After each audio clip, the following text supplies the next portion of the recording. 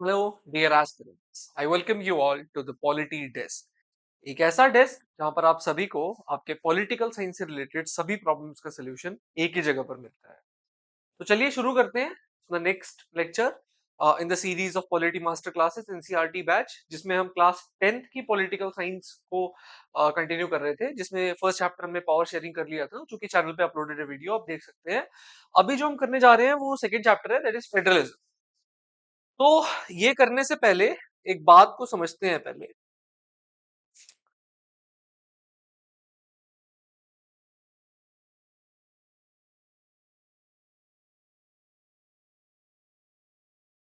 हाँ, तो देखो स्टार्ट करते हैं।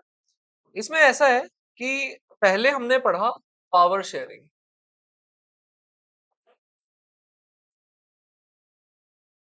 We studied power sharing. Okay, power sharing में क्या होता है कि पावर शेयरिंग में पावर्स को जो है वो या तो डिफरेंट ऑर्गन्स के बीच में या फिर डिफरेंट लेवल्स पर शेयर किया जाता है। This power sharing is a concept that is somewhat against to centralization of power, जिसमें पावर या तो किसी एक सेंटर पर, किसी एक ऑर्गन में या किसी भी एक लेवल पर कंसंट्रेटेड नहीं रहती है। Power flows either from top to bottom or it is shared among different organs of the government, legislature, executive and judiciary. तो इसी पावर शेयरिंग का ही एक फॉर्म है फेडरलिज्म। क्या है पावर शेयरिंग का? एक फॉर्म है फेडरलिज्म। तो हम ये कह सकते हैं कि federalism is a type of power sharing. जिसमें क्या होता है, हम स्लाइड्स के माध्यम से देख लेते हैं इस चीज को।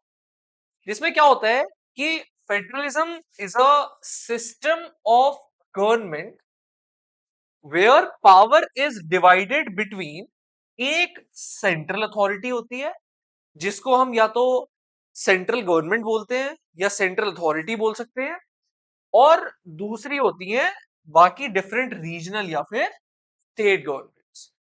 तो इसका मतलब यह है कि federalism stands for a system of government wherein the power is shared between different levels of government। इसको हम एक दूसरा नाम भी दे सकते हैं। अगर एक सिंपल भाषा में आपसे कोई पूछे कि क्या है federalism, it is simply division of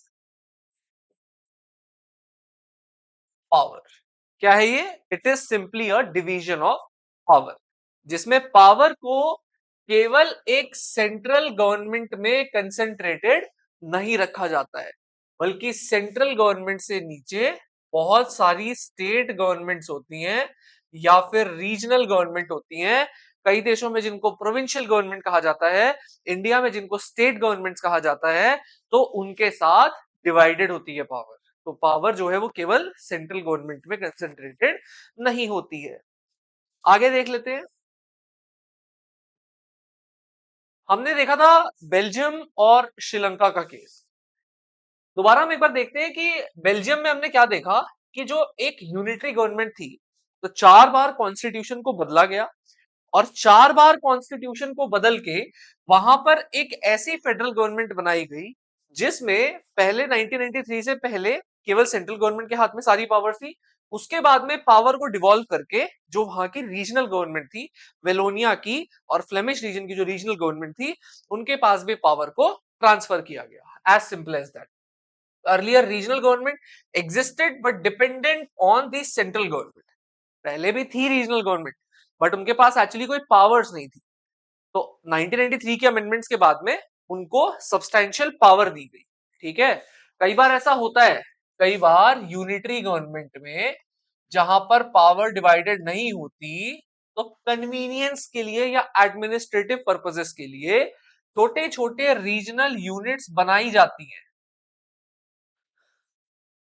जैसे चाइना में अभी के टाइम पर रीजनल यूनिट्स हैं, लेकिन क्या उनके पास सब्सटैंशियल पावर है? अगर है तो वो फेडरल गवर्नमेंट है, अगर नहीं है तो वो यूनिटरी गवर्नमेंट है। As simple as that. तो after 1993 they got constitutional powers that could not be taken away by the central government. Sri Lanka के केस में तो it follows a unitary system where the national government holds all the power. Tamil leaders demanded a federal system for more regional autonomy. हमने देखा था Tamil leader जो थे वो क्या डिमांड कर रहे थे, वो एक तमिल इलम डिमांड कर रहे थे, मतलब a greater state inside Sri Lanka for Tamilians. ठीक है, तो वो डिमांड कर रहे थे फेडरल गवर्नमेंट, लेकिन उनको फेडरल गवर्नमेंट नहीं दी गई। ओके, जो भी मेजर पॉलिसी डिसीजंस थे वो किसने लिए, सेंट्रल गवर्नमेंट ने लिए। ठीक है, तो अब अगला देखते हैं। हाँ, तो ये ना एक मैप है, इस मैप में हम ये देखेंगे कि ये पूरा एक वर्ल्ड मैप है, जिसमें जो रेड कलर में दिखाया गया है, तो ये रेड कलर वाली कौन से देश है, ये वो देश है जहां पर फेडरल सिस्टम अपनाया जाता है। पूरे देश में यूएन के हिसाब से 193 कंट्रीज है। 193 में अगर हम देखें तो बहुत कम कंट्रीज के पास में जो है वो करीब करीब 25 के आसपास देशों के में जो है वो गवर्नमेंट कौन सी है, फेडरल गवर्नमेंट है। तो क्या आपको फिर नहीं लगता कि भाई जब इतने कम देश अपना रहे हैं तो क्या इस सिस्टम में कुछ ना कुछ दिक्कत है तभी इतने कम देश अपना रहे हैं? नहीं, ऐसा नहीं है। जो 23 जो 25 कंट्रीज फेडरल सिस्टम को अपना रही हैं, उन 25 देशों में जो पॉपुलेशन रहती है that is even more than 40%। आप अगर देखेंगे, चाहे आप देखें रशिया, चाहे इंडिया, चाहे ऑस्ट्रेलिया, चाहे कनाडा, यूएस, ब्राजील, आप यहाँ साउथ अफ्रीका, आप यहाँ देखेंगे कि these countries are highly populous countries. ये देश जो है वो बहुत ज्यादा पॉपुलेशन वाले देश है। तो क्या हम कुछ ऐसा रिलेट कर सकते हैं कि जहां जिन देशों में पॉपुलेशन ज्यादा होती है वहां पर फेडरल सिस्टम चाहिए होता है? हाँ, कुछ हद तक ये बात सही है।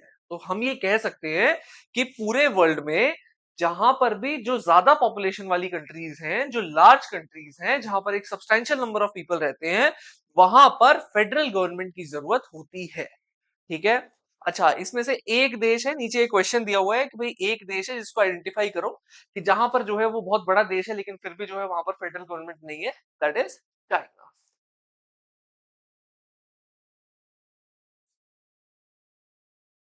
आगे देखते हैं, टू लेवल्स ऑफ गवर्नमेंट। तो फेडरलिज्म में क्या होता है, या तो दो या दो से ज्यादा।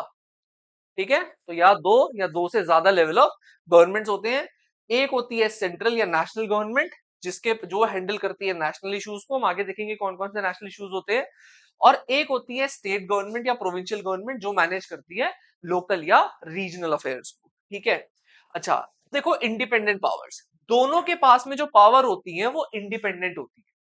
अगर ऐसा हो कि सेंट्रल गवर्नमेंट के हाथ में सारी पावर हो और सेंट्रल गवर्नमेंट की बात को मानना पड़े हर बार स्टेट गवर्नमेंट्स को, तो वो केवल या तो ऑन पेपर फेडरलिज्म होगा बट रियल फेडरलिज्म वो नहीं होगा, बिकॉज एक्चुअली पावर जो है वो डिवाइड नहीं की गई है उस रीजनल गवर्नमेंट के साथ में। ठीक है, दूसरा देखते हैं, central government can not control the state government. ठीक है, जैसे आप इंडिया के केस में देखो तो भाई उत्तर प्रदेश की गवर्नमेंट, महाराष्ट्र की गवर्नमेंट, गुजरात की government, they are working independently. हाँ, बस ये बात है कि उनके कुछ अलग, उनको एक लिस्ट दी हुई है कि भाई ये आपके काम है, आपको इन कामों को करना है। ठीक है, जो कि हम 7 शेड्यूल में देखेंगे। तो comparison with the unitary system, तो यूनिटरी सिस्टम के साथ में अगर हम कंपेयर करें तो यूनिटरी सिस्टम वो सिस्टम है जहां पर केवल एक ही लेवल ऑफ गवर्नमेंट होता है, जो पूरे देश के अफेयर्स को, रीजनल अफेयर्स को भी और नेशनल अफेयर्स को भी मैनेज करता है। उस जो लेवल है यूनिटरी लेवल, तो उस लेवल के पास में सारी कंसेंट्रेशन ऑफ पावर होती है। अगर छोटी छोटी यूनिट्स रीजनल गवर्नमेंट बनाई भी जाती हैं तो वो उस सेंट्रल गवर्नमेंट के अंडर रह के काम करती है। ठीक है, तो ऐसे सिस्टम को हम क्या बोलेंगे, यूनिटरी सिस्टम कहेंगे। ठीक है, अगला हम देखते हैं फेडरल सिस्टम क्या होता है। एक ऐसा सिस्टम जिसमें कि जो स्टेट गवर्नमेंट्स हैं वो इंडिपेंडेंट होकर के काम करती हैं, बजाय जो नेशनल गवर्नमेंट है उसके। ठीक है, उनके अपने अलग अलग जुरिस्डिक्शंस होते हैं, उनके अपने अपने अलग अलग काम होते हैं। ठीक है, अच्छा, accountability, both central and state government are separately accountable to the people. जो लोग हैं वो किसको अकाउंटेबल ठहरा सकते हैं, वो नेशनल इश्यूज के लिए, पूरे देश के प्रोटेक्शन के लिए। ठीक है, हमारी बाउंड्रीज की प्रोटेक्शन के लिए, national integrity, sovereignty, banking, communication, इन सभी कामों के लिए हम किसको जिम्मेदार ठहरा सकते हैं, नेशनल गवर्नमेंट को। बट जो रीजनल इश्यूज होते हैं, पुलिस, लैंड, ठीक है, तो इन सभी अफेयर्स के लिए हम किसको जिम्मेदार ठहरा सकते हैं, हम स्टेट गवर्नमेंट को जिम्मेदार ठहरा सकते हैं। ठीक है, और दोनों ही गवर्नमेंट को अपने कामकाज का हिसाब लोगों को देना होगा। ठीक है, कोई भी लेवल ऑफ गवर्नमेंट जो है वो पीछा नहीं छोड़ा सकता है अपना कि वही हमें लोगों को हिसाब नहीं देना है। ठीक, ठीक है, अपने कामकाज का।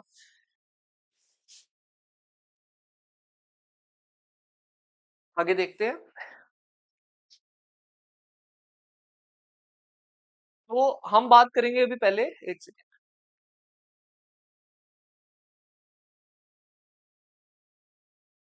की फीचर्स ऑफ फेडरलिज्म, ठीक है। तो फेडरलिज्म के कुछ की फीचर्स देख लेते हैं, ठीक है। तो देखो फेडरलिज्म के कुछ की फीचर्स यहां से जो है वो प्रीलिम्स में क्वेश्चन भी आया हुआ है डायरेक्टली, ठीक है। वो क्वेश्चन था आपका जुडिशरी से लेके, ठीक है, जुडिशरी से रिलेटेड क्वेश्चन था।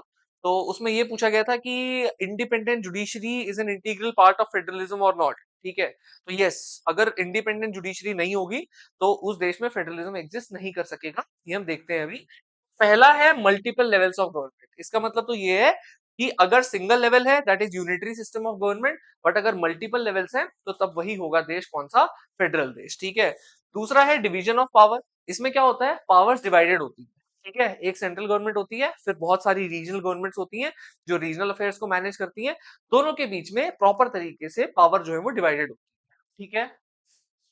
कॉन्स्टिट्यूशनल गारंटी, और ये जो डिवीजन ऑफ पावर है ये कोई लॉ नहीं बनाता है, बिकॉज लॉ को तो बहुत फ्रीक्वेंटली हम चेंज कर सकते हैं, ठीक है। तो इसको कौन कहां पे लिखा होता है ये division of power, this division of power is guaranteed by the constitution, the same way your fundamental rights are guaranteed by the constitution, this division of power is also guaranteed by the constitution. इसका मतलब constitution में ये बात properly लिखी हुई है list के form में कि कौन कौन से काम सेंट्रल गवर्नमेंट के होंगे, कौन कौन से काम स्टेट गवर्नमेंट के होंगे, और स्टेट गवर्नमेंट को सबऑर्डिनेट नहीं बनाया जाएगा सेंट्रल गवर्नमेंट के, okay.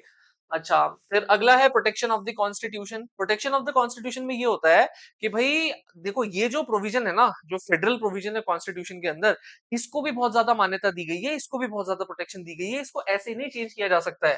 Fundamental provision of the constitution can not B change bye one level of the government alone, changes require the approval of the both levels.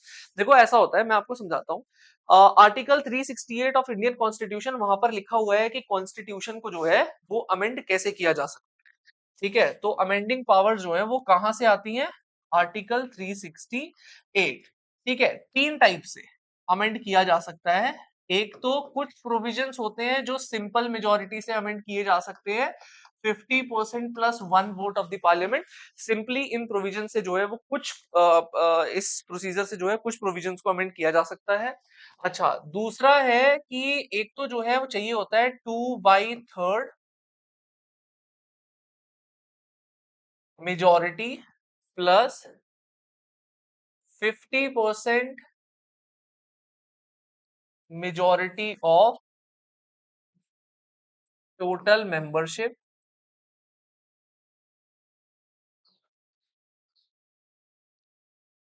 Houses, ठीक है। तो ये दूसरा प्रोविजन है।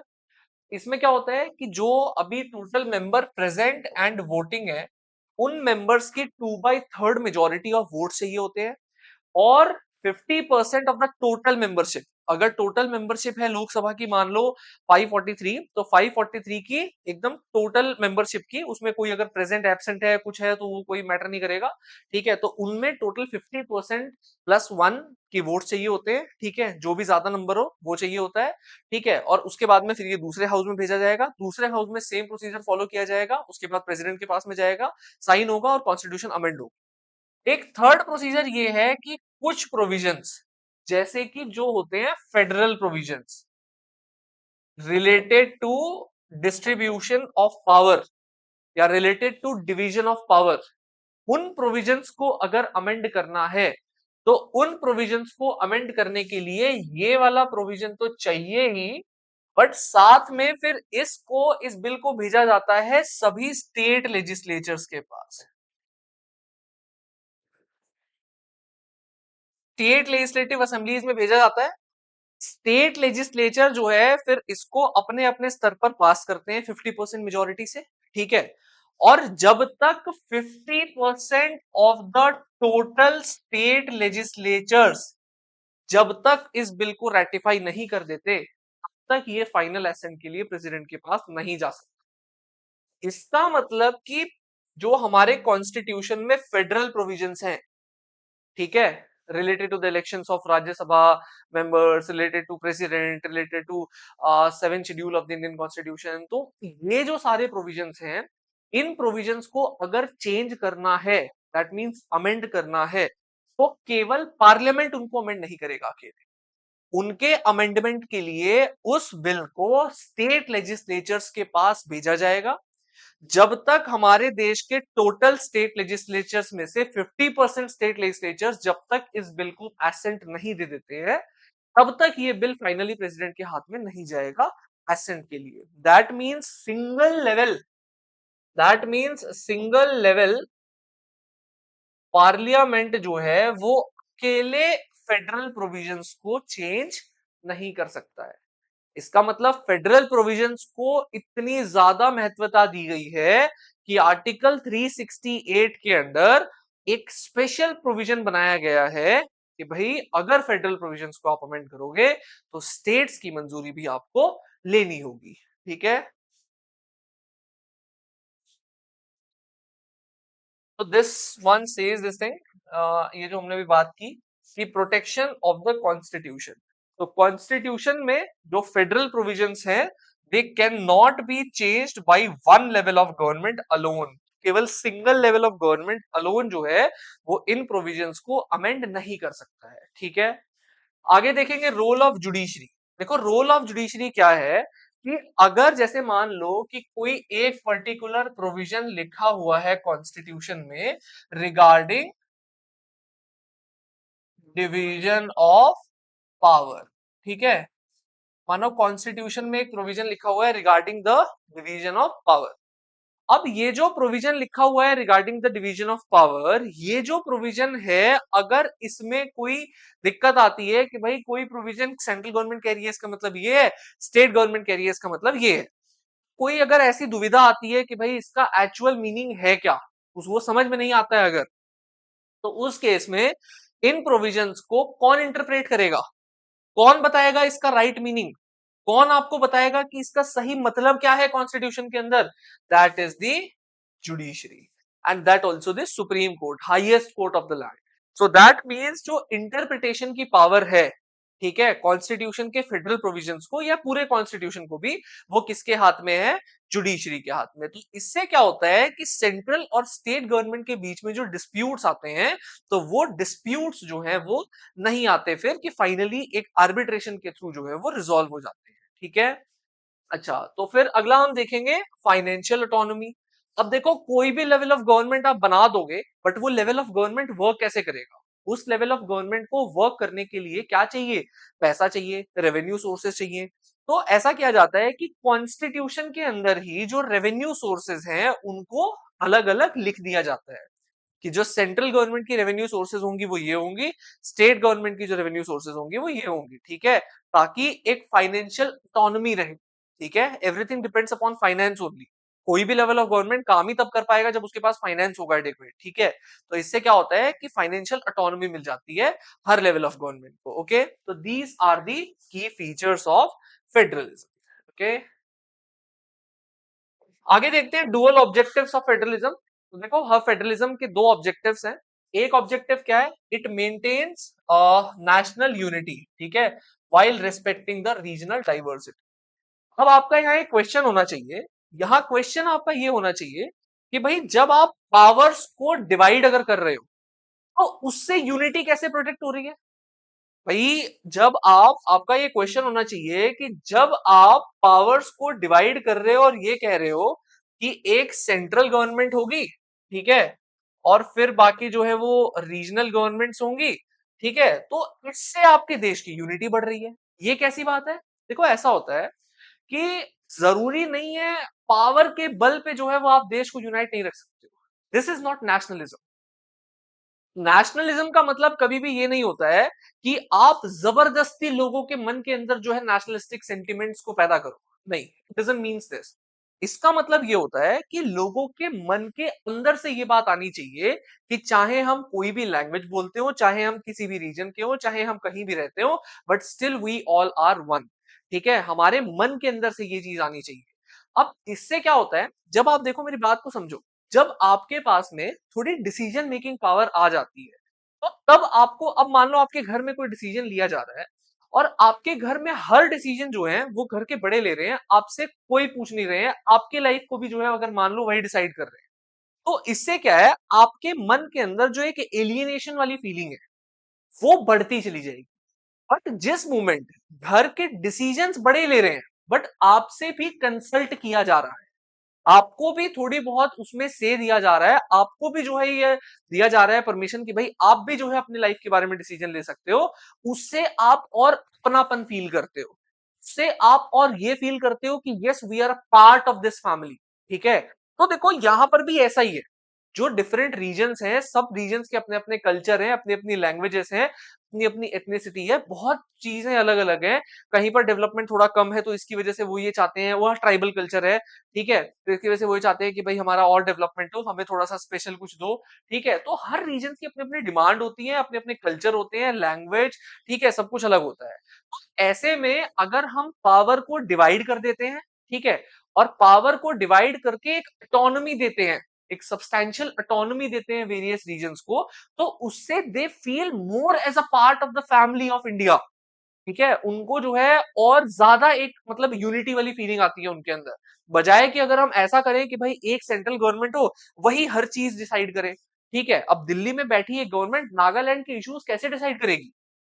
अगर ऐसा किया जाएगा तो उससे क्या है कि नागास में एक रिवेंज वाली फीलिंग आएगी, उनके मन में ये आएगा कि भाई दिल्ली में बैठ के और हमारे डिसीजन ले लेते हैं, हमसे पूछते भी नहीं है। ठीक है, तो उन्हें ज्यादा बेटर पता है उनके लैंड के बारे में, वहां की पुलिस के बारे में। जो नागा पुलिस है वो यहाँ आके दिल्ली में काम नहीं कर सकती, दिल्ली पुलिस जो है वो जाके नागालैंड में काम नहीं कर सकती। उन्हें ज्यादा बेटर पता है वहां क्या सिचुएशन है, इंडिया दिल्ली में ज्यादा बेटर पता है कि जो है क्या सिचुएशन है। आ रही है बात समझ में? तो ऐसा होता है कि पूरे इंडिया में आप एक पुलिस नहीं रख सकते। ठीक है, तो कुछ ऐसे मैटर्स होते हैं जो दे देने चाहिए, स्टेट ऑटोनॉमी दे देनी चाहिए उन मैटर्स पे रीजनल गवर्नमेंट्स को। आ रही है बात समझ में? इससे वो और अपनापन फील करते हैं। ठीक है, दूसरा ऑब्जेक्टिव जो हम देख रहे थे, तो दूसरा ऑब्जेक्टिव क्या है फेडरलिज्म का? दूसरा ऑब्जेक्टिव है फेडरलिज्म, शायद बोर्ड हैंग कर रहा है। हाँ, so federalism is successful when different levels of government shares power based on mutual trust and agreement। तो देखो कुछ अग्रीमेंट्स होते हैं, ठीक है, कुछ अग्रीमेंट तो इंडिया के अंदर जो है जब कॉन्स्टिट्यूशन बना था तभी कर लिए गए थे कि भाई स्टेट गवर्नमेंट के पास में ये पावर्स होंगी, सेंट्रल गवर्नमेंट के पास में ये पावर्स होंगी। इससे क्या है, म्यूचुअल ट्रस्ट बढ़ता है। आपको पता है कि आपके पावर क्या है, आपके जुरिस्डिक्शंस क्या है, आपको कैसे काम करना है, दूसरों को भी पता है कैसे काम करना है, सेंट्रल गवर्नमेंट को भी पता है क्या कैसे काम होगा। इससे क्या है, आपस में म्यूचुअल ट्रस्ट बढ़ेगा। कॉन्फ्लिक्टिंग फेडरलिज्म नहीं होगा, फिर उसमें कोऑपरेटिव फेडरलिज्म होगा, इस बात को याद रखना। ठीक है, this is what cooperative federalism stands for, जिसमें हर रीजनल गवर्नमेंट्स एक दूसरे के साथ कोऑपरेट करती हैं एंड बजाय सेंट्रल गवर्नमेंट की बाकी सभी रीजनल गवर्नमेंट्स के साथ में कोऑपरेशन रहती है, जिससे कि एक म्यूचुअल ट्रस्ट, म्यूचुअल रिस्पेक्ट जो है वो फॉस्टर होती है। ठीक है, तो these are the dual objectives of federalism. अब हम देखेंगे दो टाइप के फेडरलिज्म। देखो एक होता है कमिंग टुगेदर और एक होता है होल्डिंग टुगेदर। देखो हम टाइप्स ऑफ फेडरलिज्म देखते हैं।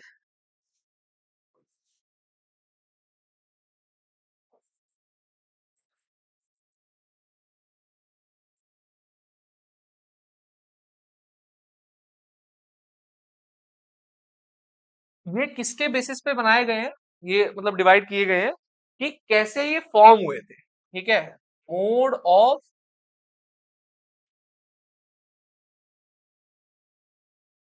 फॉर्मेशन। ठीक है, एक होता है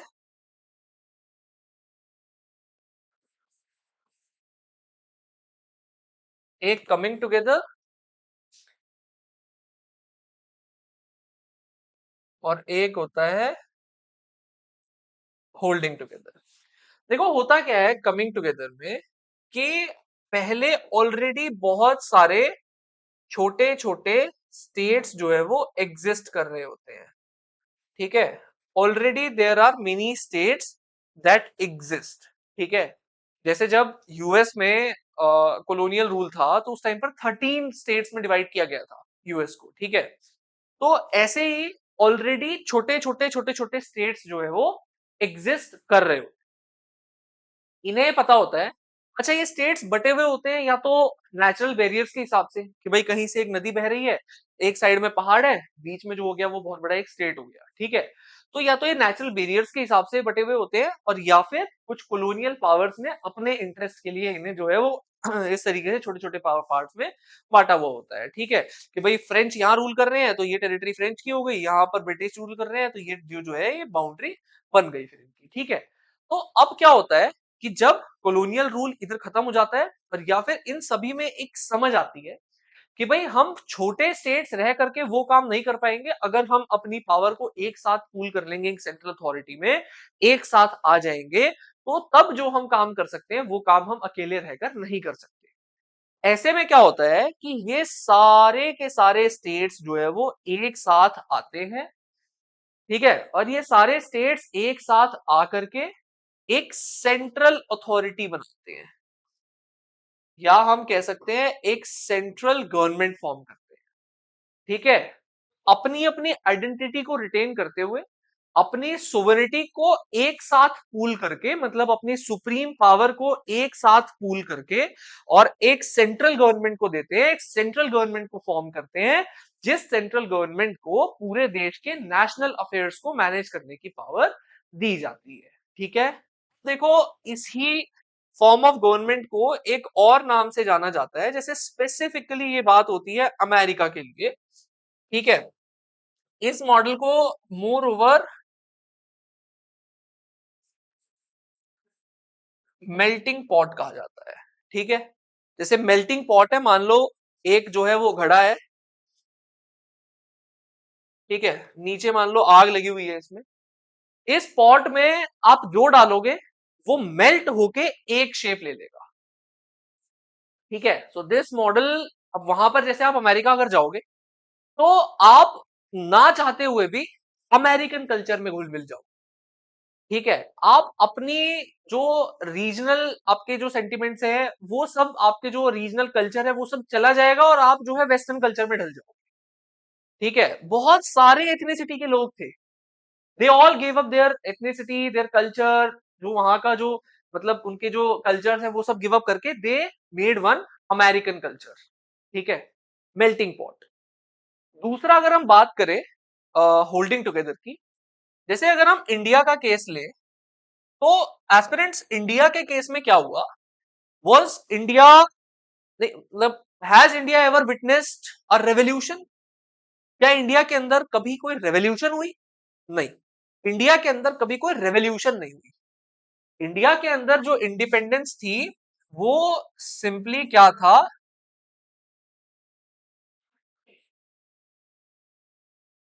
वो एक ट्रांसफर ऑफ पावर था। इंडियन इंडिपेंडेंस एक्ट पास हुआ, और उस इंडिपेंडेंस एक्ट के थ्रू पावर जो है वो ट्रांसफर हो गई ब्रिटिश इंडियन गवर्नमेंट से, कौन सी गवर्नमेंट में, दो कॉन्स्टिट्यूएंट असेंबलीज में, एक तो इंडिया के लिए और एक पाकिस्तान के लिए, ठीक है। देखो मेरी बात सुनो, ठीक है। अच्छा, इसका मतलब ये मत इंटरप्रेट करना कि मैं ये कह रहा हूं कि भाई बड़ी आसानी से ट्रांसफर ऑफ पावर हो गई थी, बहुत लड़ाई हुई थी, बहुत खून बहे थे, बहुत कुछ हुआ था इस ट्रांसफर ऑफ पावर के लिए, ठीक है। तो जो ब्रिटिश इंडिया गवर्नमेंट थी उसने पावर किसके हाथ में ट्रांसफर की थी? इंडियन गवर्नमेंट के हाथ में। आ रही है बात समझ? उसने जो पावर ट्रांसफर की थी वो किसके हाथ में की थी? वो इंडियन गवर्नमेंट के हाथ में की थी, ठीक है। तो अब मेरी बात को समझना कि फिर क्या होता है। तो देखो, होल्डिंग टुगेदर फेडरलिज्म में क्या होता है कि जो पावर है वो पहले एक सेंट्रल गवर्नमेंट में होती है। इंडिपेंडेंस के बाद में जो पावर थी वो किसके हाथ में थी इंडिया में? इंडियन सेंट्रल गवर्नमेंट के हाथ में। उसके बाद बहुत सारे बेसिस पे इंडिया में, मोस्टली लिंग्विस्टिक बेसिस पे, केवल लिंग्विस्टिक बेसिस पे नहीं, बाकी अदर बेसिस पे भी, डेवलपमेंटल बेसिस पे, कल्चरल बेसिस पे, ठीक है, नेशनल सिक्योरिटी के बेसिस पे, पावर्स को जो है वो डिवाइड करके और बहुत सारे स्टेट्स को बनाया। आज भी parliament retains the right to redraw the boundary of the states of India. So that means India is a union of destructible states, but indestructible union. आ रही है बात समझ में? यूनियन indestructible है इंडिया के केस में, ठीक है, बट स्टेट्स क्या है, दे आर डिस्ट्रक्टिबल। इस मॉडल को कहा जाता है सैलड बोल मॉडल। जैसे एक सैलड बोल है, उसमें आप कितनी तरीके की सैलड डाल दो, सब अपना अपना जो है वो रिटेन रखती हैं फ्लेवर टेस्ट, ठीक है, बट कैसे रहती हैं, एक साथ रहती है। इंडिया के केस में नागा हो तो भी आराम से रहो, मिजो हो आराम से रहो, पंजाब में आराम से रहो, तमिलनाडु में आराम से रहो, मतलब बाउंड्री जम्मू कश्मीर में तो आराम से रहो, ठीक है। बस ये है कि ऐसा कुछ मत करो जो इंडिया की यूनिटी और इंटीग्रिटी के लिए थ्रेट, ठीक है। तो अभी हम इसमें यही समझेंगे कि ये है होल्डिंग टुगेदर और ये है आपका कमिंग टुगेदर, ठीक है। तो आगे देखते हैं क्या लिखा हुआ है कमिंग टुगेदर में, कि independent states voluntarily unite to form a large federation, ठीक है। कई सारे इंडिपेंडेंट स्टेट्स जो है वो एक साथ आते हैं, एक लार्ज फेडरेशन फॉर्म करते हैं। The goal is to strengthen security while retaining individual identity, ठीक है। जैसे एग्जांपल यूएस, स्विट्जरलैंड और Australia. All states usually have equal power and are strong compare to the central government, ठीक है। तो सभी स्टेट्स के पास बराबर पावर होती है उसमें, क्योंकि सब स्टेट्स आए हैं और स्टेट्स ने अग्रीमेंट के थ्रू अपनी पावर जो है वो सेंट्रल गवर्नमेंट में ट्रांसफर की है। That means different states have created the central government, not the central government have created the states, ठीक है। इस केस में सब स्टेट्स के पास में बराबर पावर होती है, इसलिए अमेरिका को स्पेसिफिकली क्या कहा जाता है, indestructible union with indestructible states, ठीक है। तो यूनियन भी वहां पर डिस्ट्रॉय नहीं हो सकती है, ठीक है, क्योंकि एक अग्रीमेंट हुआ है, कॉन्स्टिट्यूशन बना है, बट स्टेट्स भी वहां पर डिस्ट्रॉय नहीं किए जा सकते हैं यूनियन के द्वारा, ठीक है। अच्छा, तो a large country distributes power between the central and the state government, the central government remains more powerful than the states, ठीक है। ये होल्डिंग टुगेदर का है, सम स्टेट्स में हैव स्पेशल पावर। हमने यही देखा कि भाई एक पहले गवर्नमेंट क्रिएट होती है, ठीक है। अच्छा, वो गवर्नमेंट जो है वो सेंट्रल गवर्नमेंट होती है, वो डिवाइड करती है पावर, अलग अलग स्टेट्स बनाती है और स्टेट्स को अपने कन्वीनियंस पे बनाती है, एडमिनिस्ट्रेटिव कन्वीनियंस के लिए या फिर बाकी कुछ रीजंस की वजह से, ठीक है। आगे देखेंगे what makes India federal country. Indian constitution में ऐसे कौन से प्रोविजंस हैं जिससे कि इंडिया जो है वो एक फेडरल कंट्री बनता है, ठीक है। पहला है कॉन्स्टिट्यूशनल बेसिस ऑफ फेडरलिज्म, देखेंगे कॉन्स्टिट्यूशन में ऐसा क्या है जो इंडिया को फेडरल बनाता है। फिर पावर कैसे डिवाइड है, फिर कुछ स्पेशल स्टेट्स को क्यों बनाया गया है, कुछ स्पेशल पावर क्यों दी गई है कुछ स्टेट्स को। अच्छा, और कुछ स्टेट्स को जो है वो क्यों बाकी स्टेट्स के बजाय कम पावर दी गई है, ठीक है। Protection of federal structure, federal structure को कैसे प्रोटेक्ट किया गया है, जुडिशरी का क्या रोल है और फाइनेंशियल डिस्ट्रीब्यूशन का क्या रोल है। पहले हम देखेंगे कॉन्स्टिट्यूशनल बेसिस क्या है इंडियन फेडरलिज्म का। तो इंडिया के अंदर जो फेडरलिज्म है वो कॉन्स्टिट्यूशन में कैसे लिखा हुआ है, तो कॉन्स्टिट्यूशन में लिखा हुआ है, देखो आर्टिकल 1 अगर आप देखोगे, मैं भी दिखाऊंगा नेक्स्ट स्लाइड में, आर्टिकल 1 है। तो वो कहता है कि India, that is Bharat, shall be a union of state. India जो कि क्या है, भारत। तो इससे थोड़ा इंप्लाइड है कि इंडिया का रियल नेम क्या है, भारत, ठीक है। तो India that is Bharat shall be a union of states, article 1 तो बाई प्रोविजन ये कहता है कि इंडिया जो है वो यूनियन है बहुत सारे स्टेट्स का, बट इन प्रैक्टिस अगर हम देखें, जो प्रिंसिपल्स हैं इंडियन कॉन्स्टिट्यूशन के, वो क्या बनाते हैं, इंडिया को एक फेडरल कंट्री बनाते हैं, ठीक है। आगे हम देखेंगे initially India had a 2 tier system of government. Starting में तो केवल एक सेंट्रल गवर्नमेंट थी, फिर एक जो है स्टेट गवर्नमेंट थी, बट बाद में 73rd 74th कॉन्स्टिट्यूशनल अमेंडमेंट से लोकल लेवल गवर्नमेंट को भी बनाया गया, ठीक है। ग्रामीण एरिया में, गांव में या रूरल एरिया में हम कहेंगे पंचायती सिस्टम को, और अर्बन एरियाज में म्युनिसिपैलिटीज, ओके। तो ये है आर्टिकल 1। तो आर्टिकल 1 क्या बोलता है कि India that is Bharat shall be a union of states. तो इन प्रोविजन तो ये है कि इंडिया जो है वो यूनियन है एक स्टेट्स का, लेकिन इन प्रिंसिपल जो है वो क्या है, इंडिया एक फेडरल कंट्री, ठीक है। सो मिक्स है वैसे तो, कई बार हम जो है वो जैसे कई स्कॉलर्स ये भी बोलते हैं कि भाई इंडिया एक क्वासी फेडरल कंट्री है ना। तो हम देखेंगे वो सब बाद में। So the states and the territories thereof shall be specified in the first schedule, और इंडिया के क्या स्टेट्स की कितना एरिया होगा, ठीक है, कौन कौन से स्टेट्स होंगे कौन कौन से नहीं होंगे, ये सब कहां पर लिखा गया है, first schedule of the Indian constitution में लिख दिया गया है इस चीज को। दूसरा देखेंगे डिवीजन ऑफ पावर। तो पावर कैसे डिवाइडेड है। कॉन्स्टिट्यूशन एक्चुअली क्या करता है कि कॉन्स्टिट्यूशन ने कुछ 3 लिस्ट बनाई है। कहां पर बनाई है, 7th शेड्यूल में, ठीक है। जैसे आपके बुक्स जो होती हैं, जो आप स्टैंडर्ड बुक्स पढ़ते हो, उनमें क्या होता है कि पहले तो सारी बुक्स जो है वो एक तरीके से लिखी हुई होती हैं, उसके बाद में लास्ट में वहां पर कई जगह पर एक डॉट, वो स्टार बना दिया जाता है कि अपेंडिक्स लास्ट में अटैच्ड है। ऐसे ही कॉन्स्टिट्यूशन के अंदर भी क्या किया गया है कि कॉन्स्टिट्यूशन के अंदर भी एक अपेंडिक्स एक अटैच किया गया है, ठीक है, वो जो जिसमें कि 12 शेड्यूल्स है, ठीक है।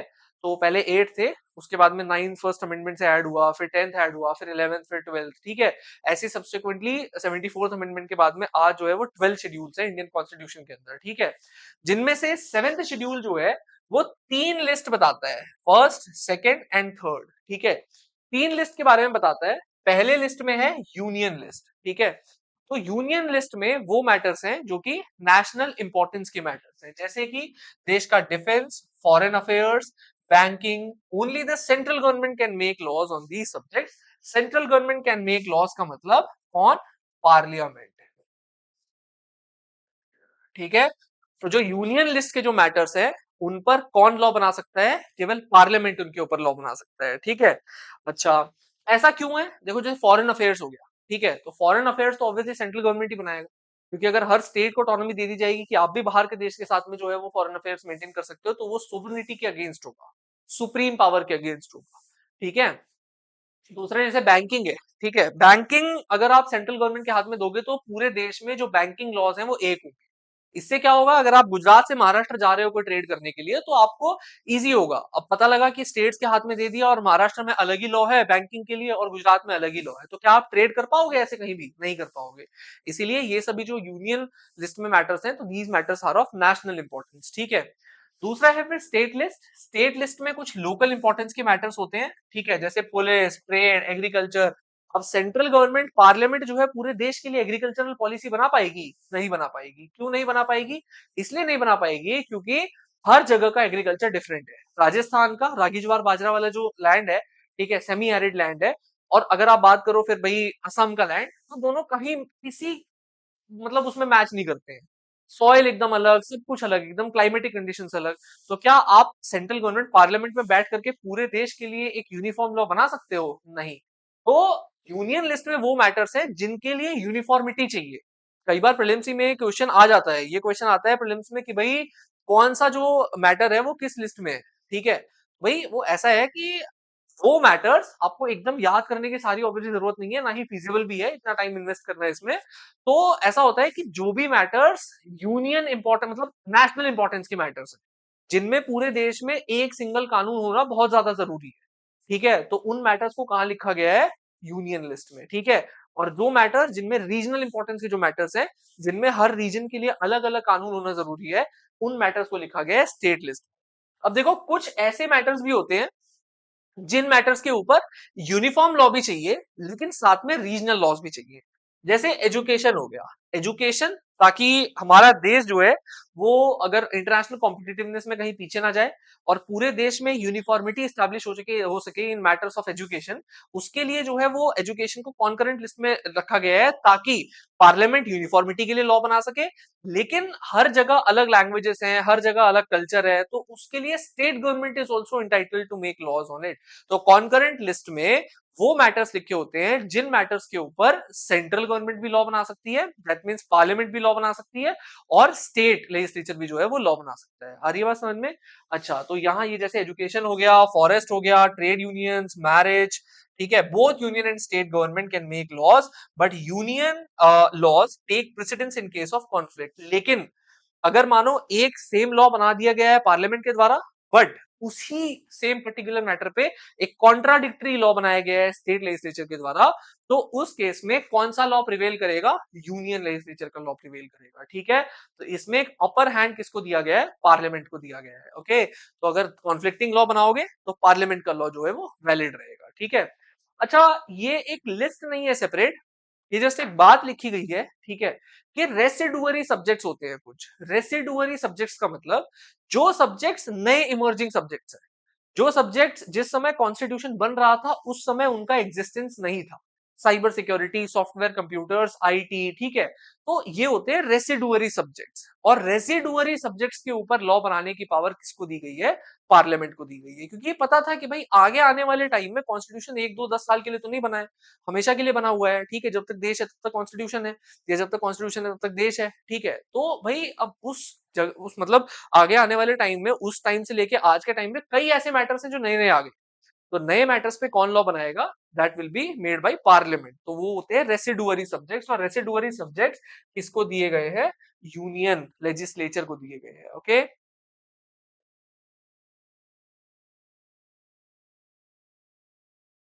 तो अगला देखेंगे special provisions for some states.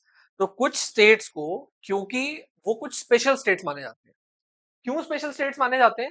जैसे नागालैंड हो गया, अरुणाचल प्रदेश हो गया, ठीक है। तो ये कुछ स्टेट्स है, नॉर्थ ईस्टर्न स्टेट्स हो गए, कुछ रीजन्स हो गए, जैसे महाराष्ट्र में विदर्भ रीजन है, ठीक है। आपका सौराष्ट्र रीजन जो है वो गुजरात में है। These regions are under developed regions, ठीक है। और जो आपके नॉर्थ ईस्टर्न रीजन्स हैं, जैसे अरुणाचल प्रदेश, नागालैंड, मिजोरम, तो ये सब जो है, ये रीजन्स कैसे रीजन्स है? जहां पर बहुत ज्यादा ट्राइबल कल्चर है, उनका अपना कल्चर है, अपनी एथनिसिटी है, and they want to retain their culture, they don't want any intervention from the people belonging to other areas, ठीक है। तो वो बाकी एरिया में रहने वाले लोगों से जो है वो इंटरवेंशन नहीं चाहते हैं। तो इसके लिए क्या होता है कि some states like Assam, Nagaland, Arunachal Pradesh, Mizoram, इनको आर्टिकल 371 के अंडर स्पेशल प्रोटेक्शन दी गई है। इन आर्टिकल्स के अंडर इनको क्या दिया गया है कि भाई, जैसे फॉर एग्जांपल कोई भी लॉ पार्लियामेंट का, वो डायरेक्टली अप्लाई नहीं करेगा इन एरियाज, अनटिल एंड अनलेस वहां के जो गवर्नर है वो इस चीज को अप्रूव ना करते हैं। तो ऐसे कुछ प्रोविजंस जो है वो ऐड किए गए हैं। साथ में not all states have equal power, ये सेम बात बताइए कि सब हर स्टेट के पास इक्वल पावर नहीं होती। कुछ स्पेशल लैंड राइट्स दे दिए गए हैं, उनके कल्चरल राइट्स दे दिए गए हैं, वहां के एम्प्लॉयमेंट राइट्स दे दिए गए हैं कि भाई आपके यहाँ पर अगर एम्प्लॉयमेंट खुलेगी, अगर भर्तियां खुलेंगी, तो वहां पर केवल वहां के लोकलाइट्स जो है वो केवल उन एम्प्लॉयमेंट में जा सकते हैं, एम्प्लॉय हो सकते हैं, ठीक है। अदरवाइज बाहर का इंसान आके यहाँ पर आपके यहाँ काम नहीं करेगा, ठीक है। तो ऐसे कुछ स्पेशल राइट्स दिए गए हैं कुछ स्टेट्स को, ठीक है। अच्छा, अब एक रीजन और आता है, जैसे यूटीज, ठीक है। यूनियन टेरिटरी का क्या कॉन्सेप्ट है? यूनियन टेरिटरी का ये कॉन्सेप्ट है कि या तो नेशनल इंटरेस्ट के लिए, ठीक है, या फिर कुछ और कारणों के लिए दिल्ली जैसे एरियाज को, दिल्ली हो गया, ठीक है, अभी नेशनल इंपॉर्टेंस के पॉइंट ऑफ व्यू से जम्मू कश्मीर को, ठीक है, लद्दाख को, इन एरियाज को क्या बनाया गया है? यूनियन टेरिटरी डिक्लेयर किया गया। क्यों यूटीज डिक्लेयर किया गया है? यूटीज डिक्लेयर करने से क्या होता है कि जो दो टाइप की यूटीज होती है, एक विदाउट लेजिस्लेचर और एक होते हैं विद लेजिस्लेचर, ठीक है। तो जो विदाउट लेजिस्लेचर होते हैं, वहां पर डायरेक्टली सेंट्रल गवर्नमेंट रूल करती है, ठीक है, by a appointed official called as lieutenant governor, ठीक है, या फिर सीधा कह सकते हैं गवर्नर, ठीक है। तो लेफ्टिनेंट गवर्नर, गवर्नर में कुछ डिफरेंसेस हैं, ठीक है। अच्छा, और दूसरे जो विथ लेजिस्लेचर होते हैं, वहां पर भी एलजी की मदद से गवर्न किया जाता है, लेकिन वहां पर लेजिस्लेचर भी होता है। अच्छा, जो बाकी स्टेट्स में जो लेजिस्लेचर है, उसके मुकाबले जो यूटीज वाले लेजिस्लेचर्स होते हैं, उनके पास कुछ कम पावर्स होती है। जैसे उनके पास पुलिस नहीं होती, लॉ एंड ऑर्डर नहीं होता, लैंड के राइट्स नहीं होते, ठीक है। तो जैसे दिल्ली है, दिल्ली में लेजिस्लेचर भी है, लेकिन दिल्ली के लेजिस्लेचर के पास में ना तो दिल्ली की पुलिस है, ना दिल्ली की ब्यूरोक्रेसी है, ना ही जो है वो दिल्ली में लैंड प्रॉपर्टी वाले मैटर्स उनके पास में है, ठीक है, और ना ही दिल्ली की पुलिस जो है वो उनके पास में है, ठीक है। तो अब देखो, ऐसा क्यों किया जाता है? ऐसा इसलिए किया जाता है, अगर हम दिल्ली का एग्जाम्पल लें, तो दिल्ली में ही सुप्रीम कोर्ट है, ठीक है, पूरे देश के लिए जो काम कर रहा है। दिल्ली में ही पार्लियामेंट है, जहां पर हर देश के रिप्रेजेंटेटिव्स आके काम करते हैं। इंटरनेशनल एम्बेसी जो है वो दिल्ली के अंदर ही है। तो दिल्ली में इंडिया गेट है, ठीक है।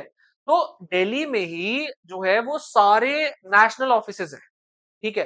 तो अगर हम दिल्ली को एक स्टेट, फुल फ्लेज स्टेट बनाते हैं, तो उस केस में जो सिक्योरिटी है, वो प्रॉपर चांसेस ये रहेंगे कि सिक्योरिटी उन जगहों की, उन बिल्डिंग्स की, उन आर्किटेक्चर्स की, उन जगहों की जो है वो इंश्योर नहीं हो।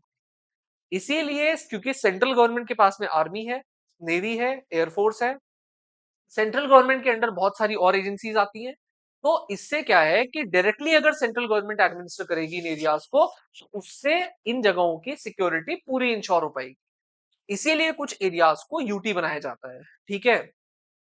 Dadra Nagar Haveli Daman and Diu, cultural significance से, ठीक है, छोटे जगह है, स्टेट बनाना फिजिबल नहीं है, इसलिए डायरेक्टली उनको जो है यूटी बना दिया गया है। तो ये कुछ रीजंस होते हैं। सम रीजन्स लाइक चंडीगढ़, चंडीगढ़ एक डिस्प्यूटेड जगह है बिटवीन पंजाब एंड हरियाणा, कोई कंक्लूजन पे आ ही नहीं पाया है, तो कॉमन बना दिया गया और उसको डिक्लेयर कर दिया गया यूटी, ठीक है, ताकि कोई कॉन्फ्लिक्ट ही ना रहे आगे चल के। तो दिल्ली हो गया, लक्षद्वीप हो गया, ठीक है, छोटा आइलैंड है, स्ट्रैटेजिक इंपॉर्टेंस का आइलैंड है, स्टेट के हाथ में ज्यादा पावर नहीं दे सकते हैं, ठीक है, वहां बहुत ज्यादा इंपॉर्टेंस का एरिया है वो, ठीक है।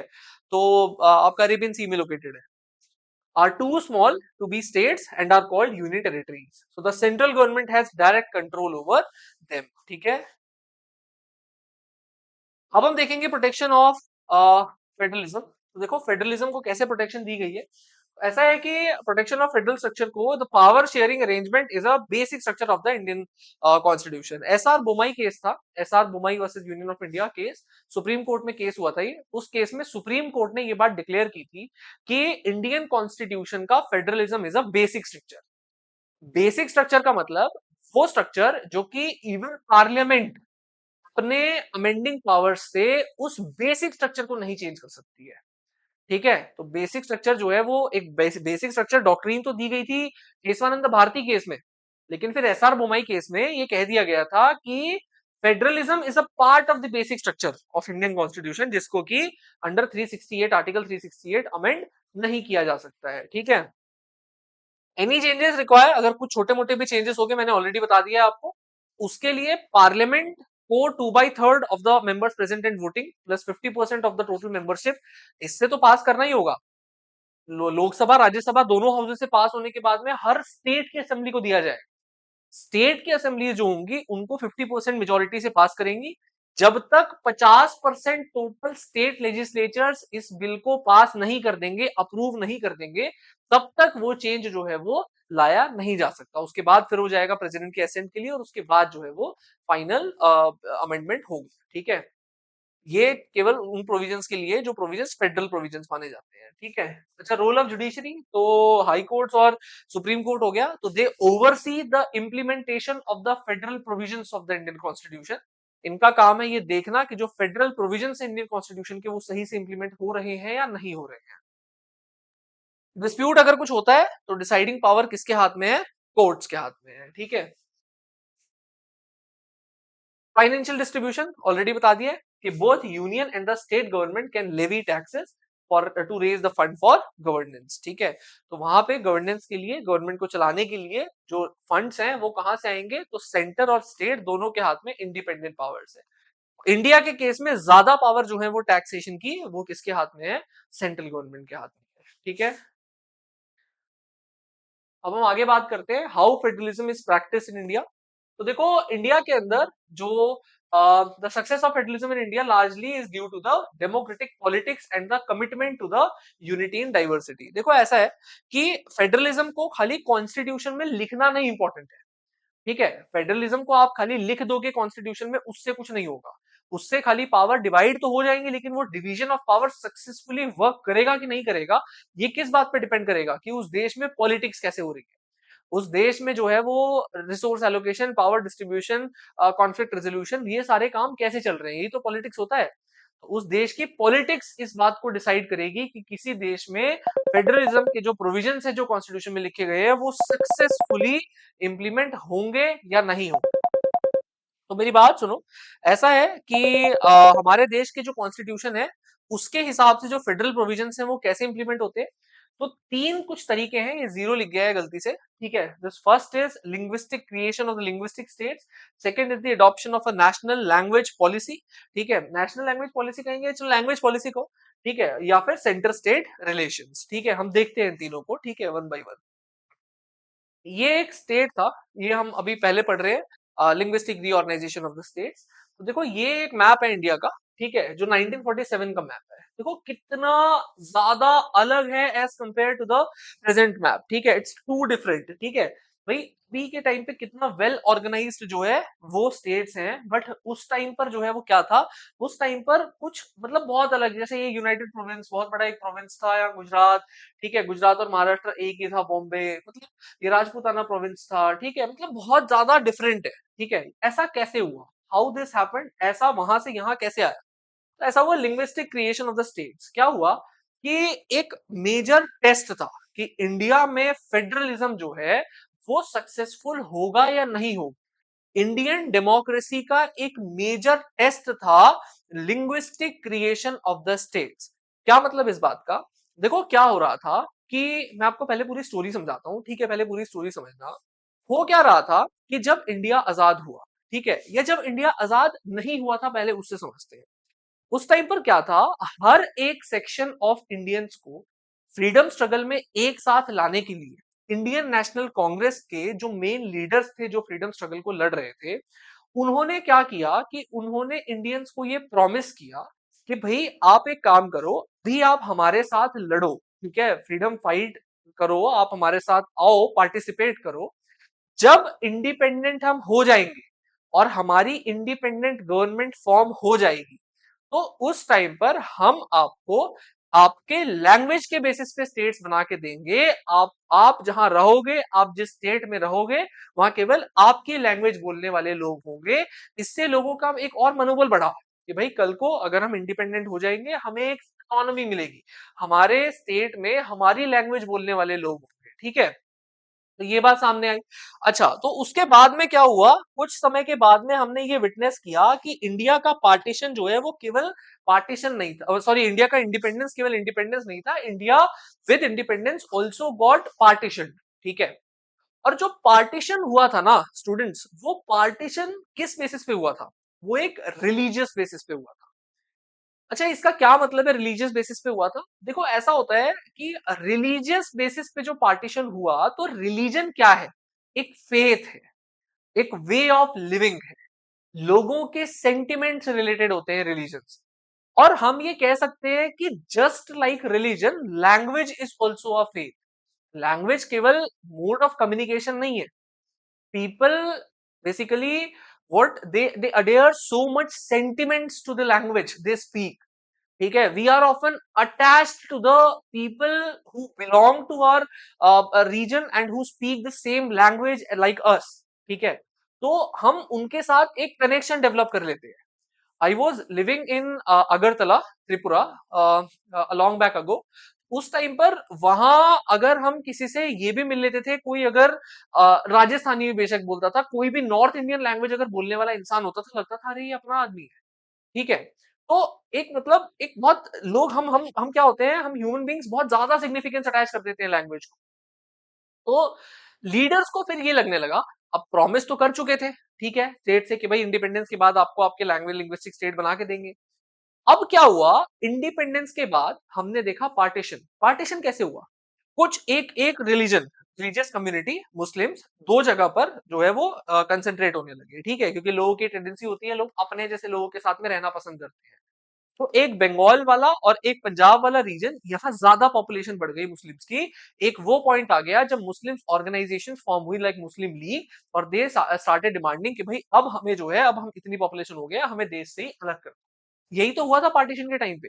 लीडर्स को ये लगने लगा कहीं कल को हम वन लैंग्वेज वन स्टेट तो बना देंगे, बट कहीं कल को ऐसा ना हो जाए कि भाई एक लैंग्वेज बोलने वाले लोग इतने ज्यादा उनके अंदर एक अल्ट्रा रीजनलिज्म आ जाए कि कल को वो ये बोलने लग जाए अब हम अलग हो जाएंगे देश से, अब हमें अलग होना है। तो ऐसे प्रोबेबिलिटी ये थी कि कहीं ऐसा तो नहीं है कि वन लैंग्वेज वन स्टेट बना देने से इंडिया बट जाएगा छोटे छोटे पीसेस में।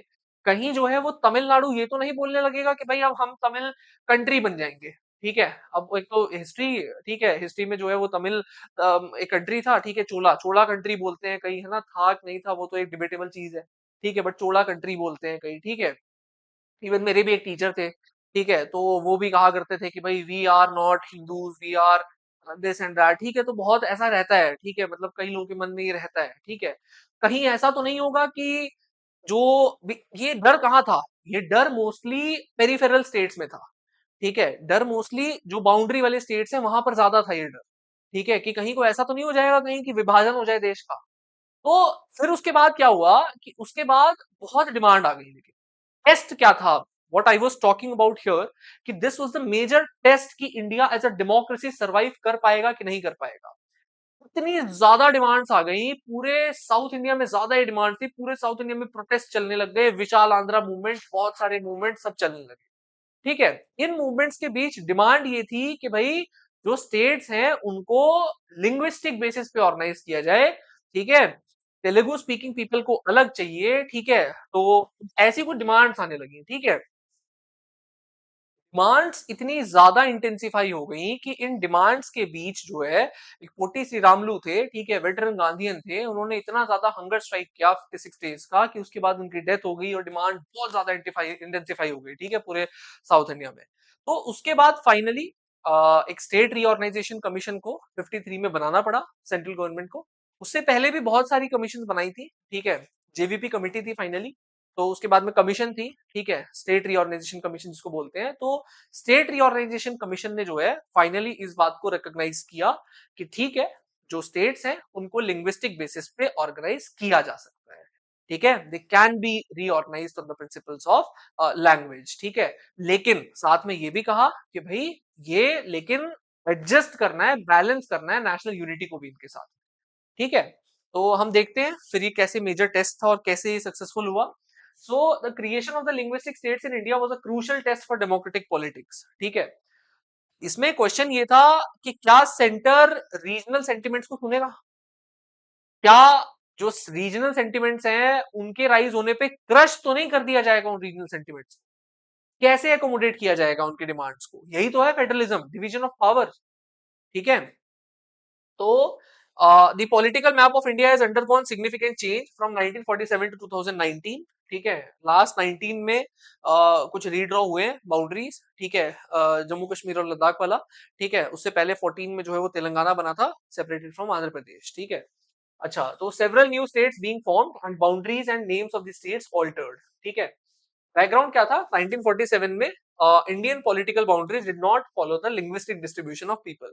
उस टाइम पर ऐसा नहीं था कि Maharashtra for Marathi, Gujarat for Gujarati, Uttar Pradesh for Hindi, Bihar for Bihari. ठीक है, तो उस टाइम पर ऐसा नहीं था। ठीक है, उस टाइम पर काफी अलग था। ठीक है, system. So the creation of the linguistic states was initially resisted by the central government as some leaders feared it would lead to the disintegration of the country। मैंने आपको समझाया कि भाई कुछ लीडर्स को लग रहा था कि इससे देश का विभाजन हो जाएगा। ठीक है, अगर हमने लैंग्वेज के बेसिस पे स्टेट्स बना दिए तो। However, over the time, the State Reorganization Commission in 1956 brought the creation of the linguistic states। तो 1955 में इसकी रिपोर्ट आई, एसआरसी रिपोर्ट, और 56 में स्टेट रीऑर्गेनाइजेशन एक्ट पास किया गया, जिस एक्ट के थ्रू जो स्टेट्स हैं उनको लिंग्विस्टिक प्रिंसिपल पे डिवाइड कर दिया गया, where people speaking the same language were placed in the same state. ठीक है, so the formation of the linguistic states has not weakened India but has actually strengthened its unity. ठीक है, अब जब से हमने इस चीज को फिर विटनेस किया है कि जब से जो स्टेट्स हैं उनको लिंग्विस्टिक बेसिस पे बना दिया गया है, उससे देश की यूनिटी बढ़ी ही है, कहीं कम नहीं हुई है। उससे क्या हुआ है कि हमारे देश की यूनिटी में इंटेंसिफिकेशन ही देखने को मिला है। हमारे देश में जो लोग हैं वो एक दूसरे के और करीब आए हैं। क्यों? क्योंकि भाई उनको पहले ये लगने लगा कि भाई सेंट्रल गवर्नमेंट पहले तो हमारी बात सुनती है, हमारे स्टेट्स को जो है वो क्रिएट किया गया लिंग्विस्टिक प्रिंसिपल पे, और इससे लोगों को ये लगने लगा कि yes we are a part of this country because the central government of this country listens to our demands. Okay, for instance people from Kannada, Tamil, Bengali, Gujarati background can now identify as both Indian and foreign from their respective states. अब एक बंगाली को ये नहीं लगता है कि भाई हमें जो है वो जबरदस्ती रखा जा रहा है किसी दूसरे लैंग्वेज बोलने वाले लोगों के साथ में। अब उन्हें ये लगता है कि भाई हम इंडियन तो है ही, साथ में बंगाली भी है, और ज्यादा नेशनलिज्म जो है वो इंक्रीज होता है, इंटेंसिफाई होता है। ठीक है, तो frosting a sense of regional pride while remaining part of nation, regional pride का भी एहसास होता है, साथ में उन्हें ये भी लगता है कि yes we are Indian. Okay, अच्छा, नेक्स्ट है रामचंद्र गुहा के कुछ व्यूज हैं जो कि एनसीईआरटी में लिखे हुए हैं, एक जगह पर एक बॉक्स में लिखे हुए हैं, मैंने उनको समराइज किया है। तो ऐसा था कि रामचंद्र गुहा 2006 में इन्होंने एक बात कही थी कि the formation of the linguistic states was an as important step for India's unity. अगर देश, उन्होंने कहा था कि इतना इंपॉर्टेंट स्टेप था, अगर इंडिया की यूनिटी को प्रोटेक्ट करना था तो it was a very important step for the central government to take. अच्छा, ठीक है, तो इनिशियली जो नेहरू, पटेल और राजा जी, ठीक है, तो इन्होंने जो है वो इनको लग रहा था कि भाई स्टेट्स को अगर लिंग्विस्टिक बेसिस पे हम रीऑर्गेनाइज कर देंगे तो उससे जो है वो देश का डिसइंटीग्रेशन हो सकता है, ठीक है। However linguistic states have instead helped preserve national unity as they allow diverse cultural groups to coexist within a unified framework. तो बाद में ये बात प्रूव हुई कि भाई इससे क्या है कि देश की यूनिटी और इंटेंसिफाई हुई है। क्यों? क्योंकि ऐसा हो गया है कि इससे क्या होता है कि जो आपके रीजनल ग्रुप्स हैं उनको एक सेल्फ असर्शन का एहसास होता है, उन्हें अच्छा फील होता है कि भाई हमें हमारी बातों को सुना जा रहा है और साथ में देश की यूनिटी भी प्रोटेक्ट होती है, ठीक है। गुहा ने emphasize किया कि the disputes between state over language are inevitable, but these have been manageable and not as severe could have been if people's linguistic sentiments had been ignored. इन्होंने ये बात कही कि अगर लोगों के इन सेंटिमेंट्स को इग्नोर किया होता तब ज्यादा बड़ा थ्रेट हुआ होता इंडिया की यूनिटी में, बजाय कि आपको जो लग रहा था कि भाई आप अगर स्टेट्स को लिंग्विस्टिक बेसिस पे रीऑर्गेनाइज कर दोगे तो जो थ्रेट होगा उससे ज्यादा बड़ा थ्रेट तब हुआ होता अगर आपने इन डिमांड्स को इग्नोर कर दिया होता, ठीक है। Because it is not right to ignore the sentiments of the people living under a unified country, ठीक है, अंडर अ यूनिटी, ठीक है। तो बेनिफिट्स क्या रहे हैं इससे? एक तो यूनिटी एंड डाइवर्सिटी, एक तो पूरा देश यूनाइटेड, साथ में बहुत सारी मल्टीपल डाइवर्सिटीज देखने को हमें मिली इंडिया में। इंप्रूव्ड एडमिनिस्ट्रेशन, इससे क्या हुआ कि एडमिनिस्ट्रेटिव एफिशिएंसीज और बढ़ी, ठीक है। इससे क्या होता है, formation of the states based on language made administration more efficient because the local population felt more connected to their state government for better governance, ठीक है। अब लोकल लोगों को ये लगता है कि भाई हमारे देश में, जैसे बंगालीज को मैंने बोलते हुए सुना है कि हमारी बंगला गवर्नमेंट, ठीक है भाई, उनकी बंगला गवर्नमेंट, ठीक है। तो उन्हें क्या एक फील होता है कि हाँ भाई हमारे जो स्टेट है उसमें हमारे खुद की गवर्नमेंट है, ठीक है, हमारी अपनी गवर्नमेंट है, ठीक है, और साथ में पूरे देश में तो हमारी गवर्नमेंट है ही है, ठीक है। मतलब क्या गवर्नमेंट, मतलब नेशनल गवर्नमेंट है ही है, ठीक है।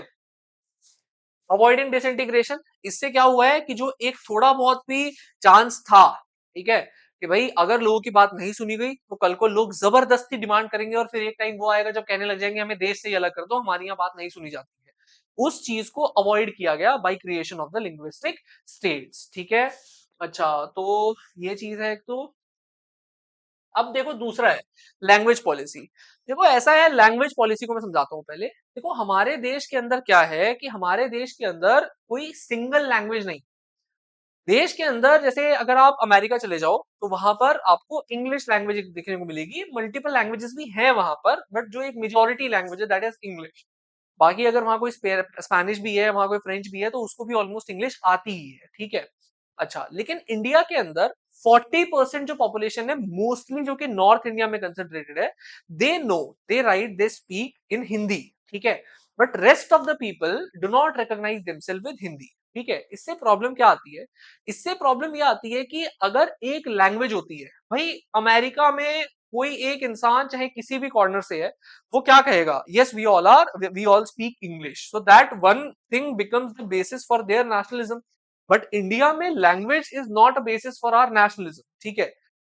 ऐसे में अगर पूरे देश में आपको एडमिनिस्ट्रेटिव कन्वीनियंस रखना है, पूरे देश में अगर आपको ये रखना है कि भाई काम जो है वो आसानी से हो सके, interaction state to state, central government to states easy हो सके, तो ये था ये चीज कि भाई हिंदी को जो है वो नेशनल लैंग्वेज को डिक्लेयर कर दिया जाए। बट फिर जो साउथ इंडियन स्टेट्स थे वहां पर एंटी हिंदी सेंटिमेंट्स आ गए, मोस्टली फ्रॉम तमिलनाडु, ठीक है। फिर क्या किया गया, फिर जो सेंट्रल गवर्नमेंट है उसने एक बात डिसाइड करी कि ये काम करते हैं, ठीक है, ऑफिशियल लैंग्वेज बनाया जाएगा हिंदी को, बट साथ में हम नेक्स्ट स्लाइड में देखेंगे कि भाई पहली बात तो नेशनल लैंग्वेज कोई नहीं होगी, कोई एक सिंगल नेशनल लैंग्वेज नहीं होगी। दूसरी बात, जो हमारे कॉन्स्टिट्यूशन है उसमें मैंने आपको बताया था 12 शेड्यूल है, जिसमें एक 8th शेड्यूल है। तो 8th शेड्यूल को डाला गया जब कॉन्स्टिट्यूशन बन रहा था उस टाइम पर ही, और 8th शेड्यूल में जो है वो 22 लैंग्वेजेस इंसर्ट की गई, ठीक है। तो ये गवर्नमेंट की रिस्पॉन्सिबिलिटी होगी फिर कि इन सारी मेजर 22 लैंग्वेजेस की अपलिफ्टमेंट की। उस टाइम पर 22 नहीं थी, उस टाइम पर कम थी, बाद में भी ऐड हुई है, ठीक है। तो 22 लैंग्वेजेस की अपलिफ्टमेंट की जिम्मेदारी फिर किसकी बनती है? गवर्नमेंट की बनती है, ठीक है।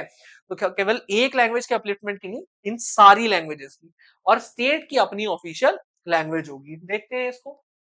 नो नेशनल लैंग्वेज, तो इंडियन कॉन्स्टिट्यूशन ने किसी एक लैंग्वेज को जो है वो नेशनल लैंग्वेज नहीं डिक्लेयर किया। जो एंटी हिंदी प्रोटेस्ट कर रहे थे लोग, या फिर जो नॉन हिंदी स्पीकिंग स्टेट्स थे, उनकी बात को भी सुना गया। अ very important part of federalism, ठीक है। अच्छा, Hindi was designated as the official language, but it was only the North Indian mother tongue of about 40% of the population. तो हिंदी को ऑफिशियल लैंग्वेज डिक्लेयर किया गया, बट हिंदी क्या है, हिंदी तो केवल जो है वो 40% लोगों के द्वारा बोली जाती थी इंडिया के केस में। ठीक है, बाकी लोग तो इसको नहीं बोलते थे। ठीक है, देखेंगे शेड्यूल लैंग्वेजेस। तो अब देखो, to safeguard the linguistic diversity 22 languages were recognised as schedule languages in the constitution. 22 languages को जो है वो शेड्यूल लैंग्वेजेस कंसिडर किया गया। ठीक है, जिसमें कि ये फिर गवर्नमेंट की जिम्मेदारी होगी इनके अपलिफ्टमेंट की। And people can choose to take government examinations in any of these languages, ensuring fair access to civil services for non Hindi speakers. ठीक है, तो सिविल सर्विसेज मतलब पब्लिक सर्विसेज। ठीक है, तो जो पब्लिक सर्विसेज में फिर जो एग्जाम्स होते हैं, अब क्या है, एक एग्जाम्पल है। ठीक है, पब्लिक सर्विसेज में जो एग्जाम्स होते हैं, तो उन एग्जाम्स में इन 22 के 22 लैंग्वेजेस में जो है वो आप एग्जाम ले सकते हो। ठीक है, पेपर दे सकते हो, आपके ऊपर कोई रिस्ट्रिक्शन नहीं रहेगी। ठीक है, स्टेट ऑफिशियल लैंग्वेज, तो स्टेट्स को ये फ्रीडम दे दी गई कि आप अपने स्टेट की कोई भी ऑफिशियल लैंग्वेज चूज करो, और अपने देश के अंदर जो गवर्नमेंट की कामकाज है, जो सरकारी कामकाज है, उनको अपने स्टेट लैंग्वेज में कर सकते हो। ठीक है, अच्छा, अब देखो the issue of Hindi and English. तो एक तो पहले हिंदी डिबेट चली, फिर सेंट्रल गवर्नमेंट ने इसका क्या रिस्पॉन्स दिया और फिर इसका क्या क्रिटिसिज्म हुआ। देखते हैं इस चीज को। तो देखो, ऐसा था कि while द कॉन्स्टिट्यूशन इनिशियली, अच्छा देखो, कॉन्स्टिट्यूशन ने ये कहा था कि 1965 तक इंग्लिश को खत्म कर देंगे, इंग्लिश का यूज 1965 के आगे नहीं होगा as per the constitution. But हुआ क्या कि फिर specially from Tamil Nadu and from other various Hindi non Hindi speaking states वो डिमांड्स आने लगी कि भाई हिंदी को आप जो है, क्योंकि अगर आप इंग्लिश को हटाओगे तो आप ऑब्वियसली हिंदी को लेके आओगे, तो इसीलिए ना ही इंग्लिश को हटाओ और ना ही हिंदी को लेके आओ। उनके डिमांड्स की वजह से फिर इंग्लिश के कंटिन्यूएशन को आगे तक बढ़ा दिया गया। ठीक है, और हिंदी को एज द नेशनल लैंग्वेज नहीं लाया गया। ठीक है, सेंट्रल गवर्नमेंट रिस्पॉन्स, तो सेंट्रल गवर्नमेंट ने इस चीज को क्या रिस्पॉन्ड करा, in response to the protest the central government decided to continue using English along with hindi for official purposes, avoiding any imposition of hindi on the states that did not have hindi as their primary language। तो central government ने इस चीज को avoid किया कि भाई हम जो है वो नॉन हिंदी स्पीकिंग स्टेट्स के ऊपर हिंदी किसी भी कीमत पर इम्पोज नहीं करेंगे। ठीक है, अच्छा, so this compromise ensured that linguistic minorities were not alienated, allowing the country to manage its diversity better। तो इससे क्या है कि जो नॉन हिंदी स्पीकिंग स्टेट्स हैं, उनमें जो लिंग्विस्टिक माइनॉरिटी ग्रुप्स हैं, तो उन माइनॉरिटी ग्रुप्स के राइट्स को वायलेट नहीं किया जाएगा, उनको अपनी लैंग्वेजेस को आगे बढ़ाने का मौका दिया जाएगा। ठीक है, so some critics argued that the solution favored the English speaking elites and delayed the promotion of Hindi across the country। तो कुछ लोगों ने इस चीज को क्रिटिसाइज किया कि भाई इससे क्या है कि जो इंग्लिश स्पीकिंग एलिट्स है, केवल उनके राइट्स जो है वो आगे बढ़ते हैं, इससे जो रिच हैं लोग, अर्बन एरियाज के लोग हैं, उनके इंटरेस्ट को अपलिफ्ट किया जाता है, और देश की यूनिफिकेशन के लिए कोई एक सिंगल लैंग्वेज को नहीं लाया गया है इसकी वजह से। ठीक है, so however the official promotion of Hindi remains a key policy of Indian government। फिर भी ऑफिशियली यही है कि भाई इंडियन गवर्नमेंट जो है वो हिंदी को प्रमोट करेगी। ठीक है, नेक्स्ट देखेंगे ये कंपैरिजन विद श्रीलंका। अगर श्रीलंका के साथ अगर हम कंपेयर करें इस चीज को, तो जो इंडिया की अप्रोच है, ठीक है, लैंग्वेज पॉलिसी जो है, तो अगर वही पॉलिसी श्रीलंका में भी अपना ली गई होती और वहां पे अगर सिन्हलीज के साथ में अगर तमिलियंस को भी राइट दे दिए होते, तो शायद जो ये सिविल वॉर हुई श्रीलंका के अंदर, ये चीज नहीं हुई होती। इसीलिए इंपॉर्टेंट है ताकि कोई ऐसी चीज ना हो जाए जैसा श्रीलंका के अंदर हमने विटनेस किया। ठीक है, के बाद में हम देखेंगे फिर यही बात कि भाई इंडिया की जो लैंग्वेज पॉलिसी है वो दिखाती है कि इंडिया जो है वो बहुत सारी लिंग्विस्टिक डाइवर्सिटी को अपने फ्रेमवर्क में एकोमोडेट कर सकता है। ठीक है, the constitution safeguard and flexibility in allowing both India Hindi and English as official language alongside the protection of regional languages have played a vital role in maintaining unity without stoking linguistic conflict। बिना किसी linguistic conflict के India ने ये show cause कर दिया कि कैसे India जो है वो अलग अलग लिंग्विस्टिक डाइवर्सिटीज को अपने फ्रेमवर्क में एकोमोडेट कर सकता है, और कैसे देश की यूनिटी को बढ़ाने में लैंग्वेज भी एक रोल प्ले कर सकती है। ठीक है, आगे अगर हम देखें तो सेंटर स्टेट रिलेशंस हम देखेंगे। ठीक है, तो कैसे इंडिया के अंदर जो एक सेंट्रल गवर्नमेंट होती है और फिर अलग अलग स्टेट गवर्नमेंट्स होती हैं, तो इन दोनों के कैसे रिलेशंस जो है वो मतलब चेंज हुए, इवॉल्व हुए ओवर द टाइम। ठीक है, कैसे पहले जो है वो सेंटर और स्टेट दोनों में सेम गवर्नमेंट, उसके बाद कैसे जो है वो स्टेट्स में कोलिशन गवर्नमेंट, और इससे जो एटीट्यूड है सेंट्रल गवर्नमेंट का वो काफी चेंज हुआ। ठीक है, तो हम इस चीज को देखेंगे। ठीक है, तो अभी इससे पहले ना हम एक बात समझते हैं कि कोलिशन गवर्नमेंट एक्चुअली होता क्या है। ठीक है, पहले हम समझेंगे कोलिशन गवर्नमेंट के बारे में, और उसके बाद हम समझेंगे कि भाई कैसे इसने जो है वो इवॉल्व किया सेंटर स्टेट रिलेशंस को। ठीक है, देखो मेरी बात सुनो, जैसे लोकसभा है, हम पार्लियामेंट का देख लेंगे, स्टेट्स में ऑलमोस्ट सेम ही होता है। राज्यसभा की बात इसलिए नहीं कर रहे हैं बिकॉज राज्यसभा जो है वो गवर्नमेंट फॉर्म कहाँ से होती है, लोकसभा से होती है। गवर्नमेंट कौन सी फॉर्म होगी वो कौन डिसाइड करता है, लोकसभा डिसाइड करता है। ठीक है, मान के चलो कि लोकसभा के अंदर अभी 543 सीट्स टोटल है। ठीक है, तो टोटल मेंबरशिप कितनी है लोकसभा की, 543। इसमें जिस भी पॉलिटिकल पार्टी को 50% से एक भी सीट ज्यादा मिलती है, वही पॉलिटिकल पार्टी क्या फॉर्म करती है, क्लास 9th के working of the institution chapter में ये और पढ़ाया गया है। तो वही क्या करती है, गवर्नमेंट फॉर्म करती है। तो जिस पॉलिटिकल पार्टी के पास 50% प्लस वन सीट होंगे, तो वो 50% प्लस वन कितने होते हैं, 272। ठीक है, अच्छा अब मेरी बात को समझना, तो वो गवर्नमेंट फॉर्म करेगी, इसका मतलब क्या है, वहीं से आएंगे प्राइम मिनिस्टर और council of minister, which in India is called as executive. ठीक है, अब मेरी बात को सुनो ध्यान से। तो अगर मान के चलो कि इलेक्शन हुए और एक एक्स वाई जेड पार्टी के पास में 265 सीट्स आई, तो ऐसे में क्या दोबारा से इलेक्शन कराए जाएंगे, ऐसे में क्या इलेक्शन फिर से होंगे, नहीं फिर से नहीं होंगे। क्या होगा, जो छोटी मोटी पार्टी है, मान लो ए बी सी, अगर मानो ए के पास में 5 सीट्स हैं, बी के पास में 10 सीट्स हैं, और सी के पास में भी 5 सीट्स हैं, ये सारी इस मेजर पार्टी के साथ मिल जाएगी, और कितना हो गया, 265 प्लस 5 प्लस 5 प्लस 10, तो कितना हो गया, 285। तो it is more than the minimum required 270। आ रही है बात समझ में। तो अब क्या होगा, ये क्या करेगी, ये गवर्नमेंट फॉर्म कर लेगी।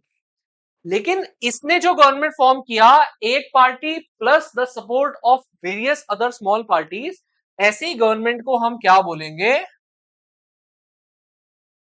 कोएलिशन।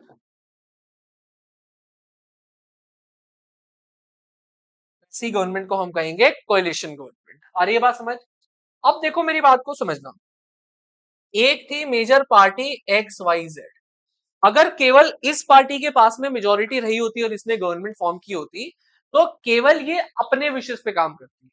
लेकिन क्योंकि इसके पास में एक ए पार्टी भी, बी पार्टी भी और सी पार्टी भी थी, और हो सकता है कि ये छोटी पार्टीज हैं या तो रीजनल पार्टीज हैं, जैसे अभी की जो गवर्नमेंट फॉर्म हुई है उसमें जो मेजर रीजनल पार्टीज हैं, एक तो नीतीश कुमार की पार्टी हो गई, या फिर साथ में एक तेलुगु देशम पार्टी चंद्रबाबू नायडू। ठीक है, ये छोटी छोटी पार्टीज मिलके बीजेपी के साथ में तब गवर्नमेंट फॉर्म किया हुआ है।